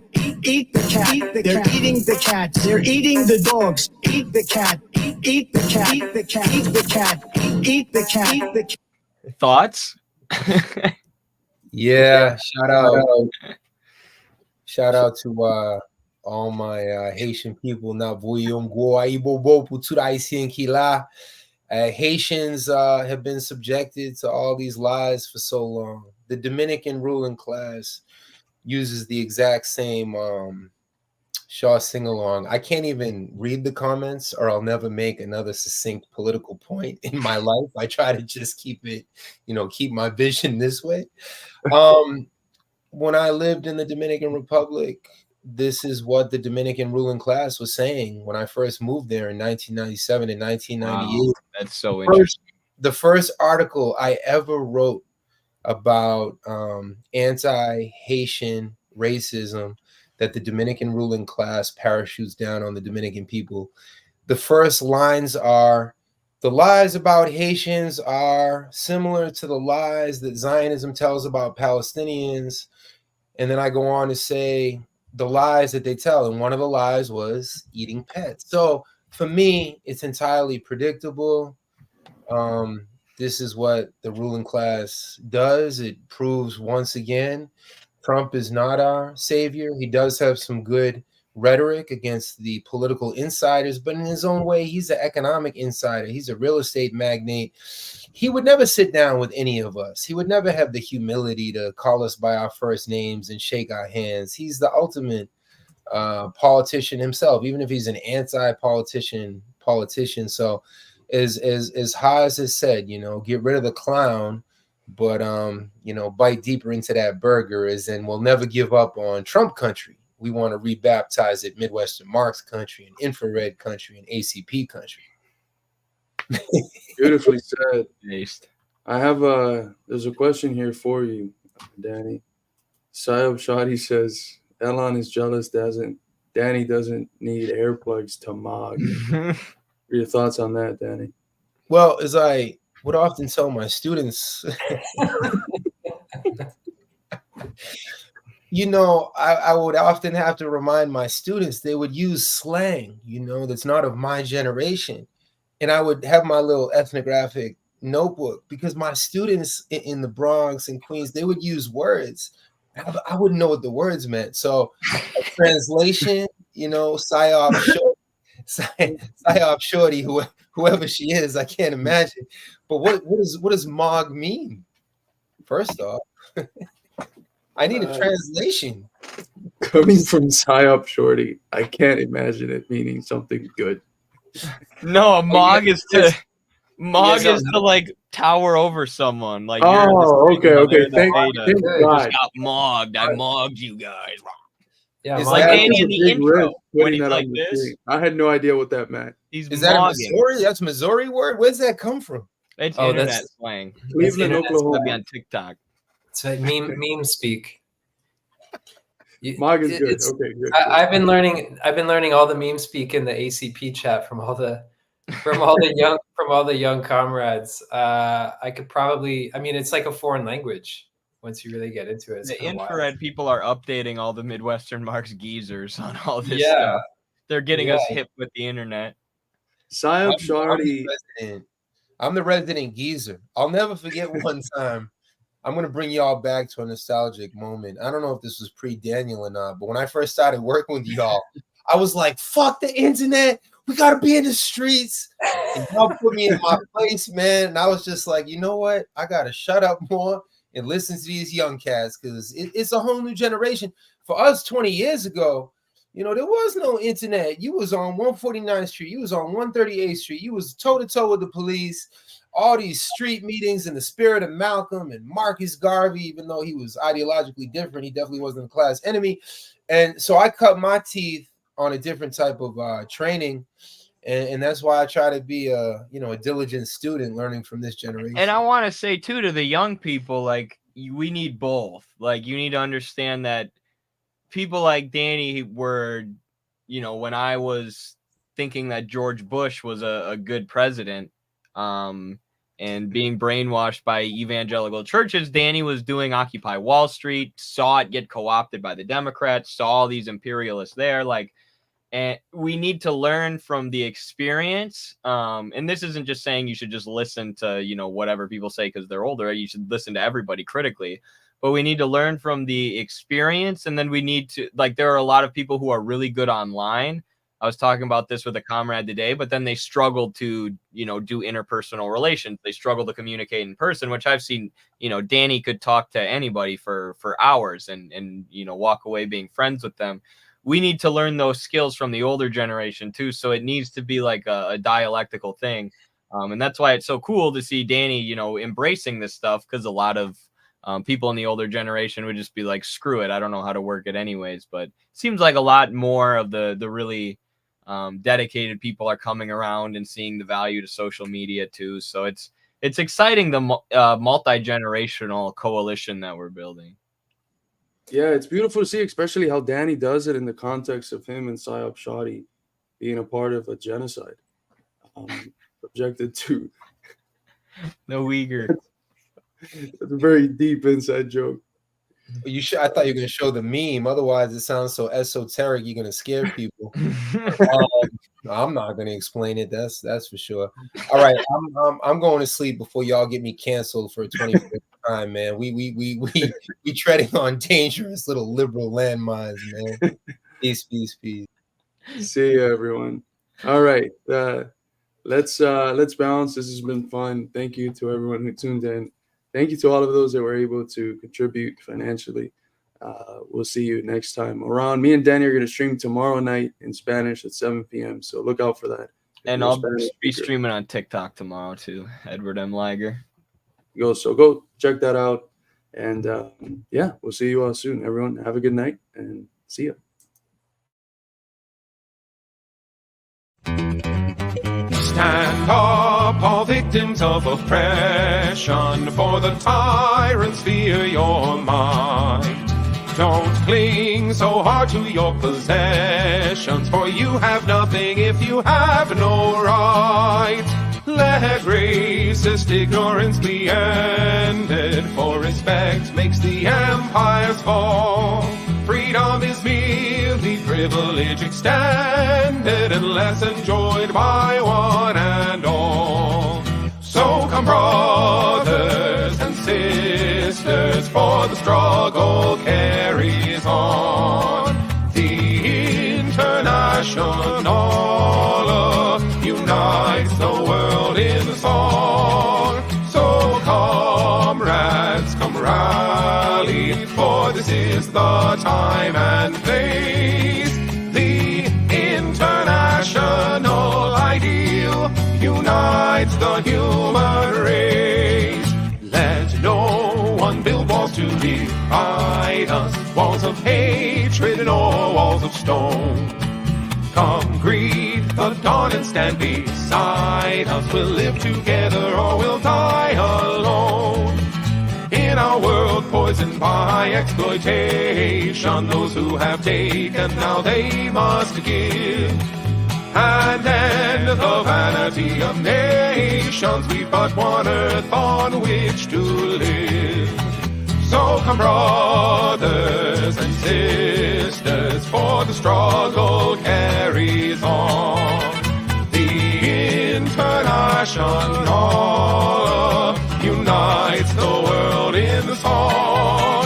So comrades, come rally, for this is the time and place.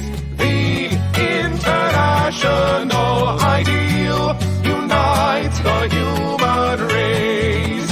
And so begins the final drama in the streets and in the fields. We stand unbowed before their armor, we defy their guns and shields. When we fight, provoked by their aggression, let us be inspired by life and love. For though they offer us concessions, change will not come from above. So come, brothers and sisters, for the struggle carries on. The International unites the world in a song. So comrades, come rally, for this is the time and place. The international ideal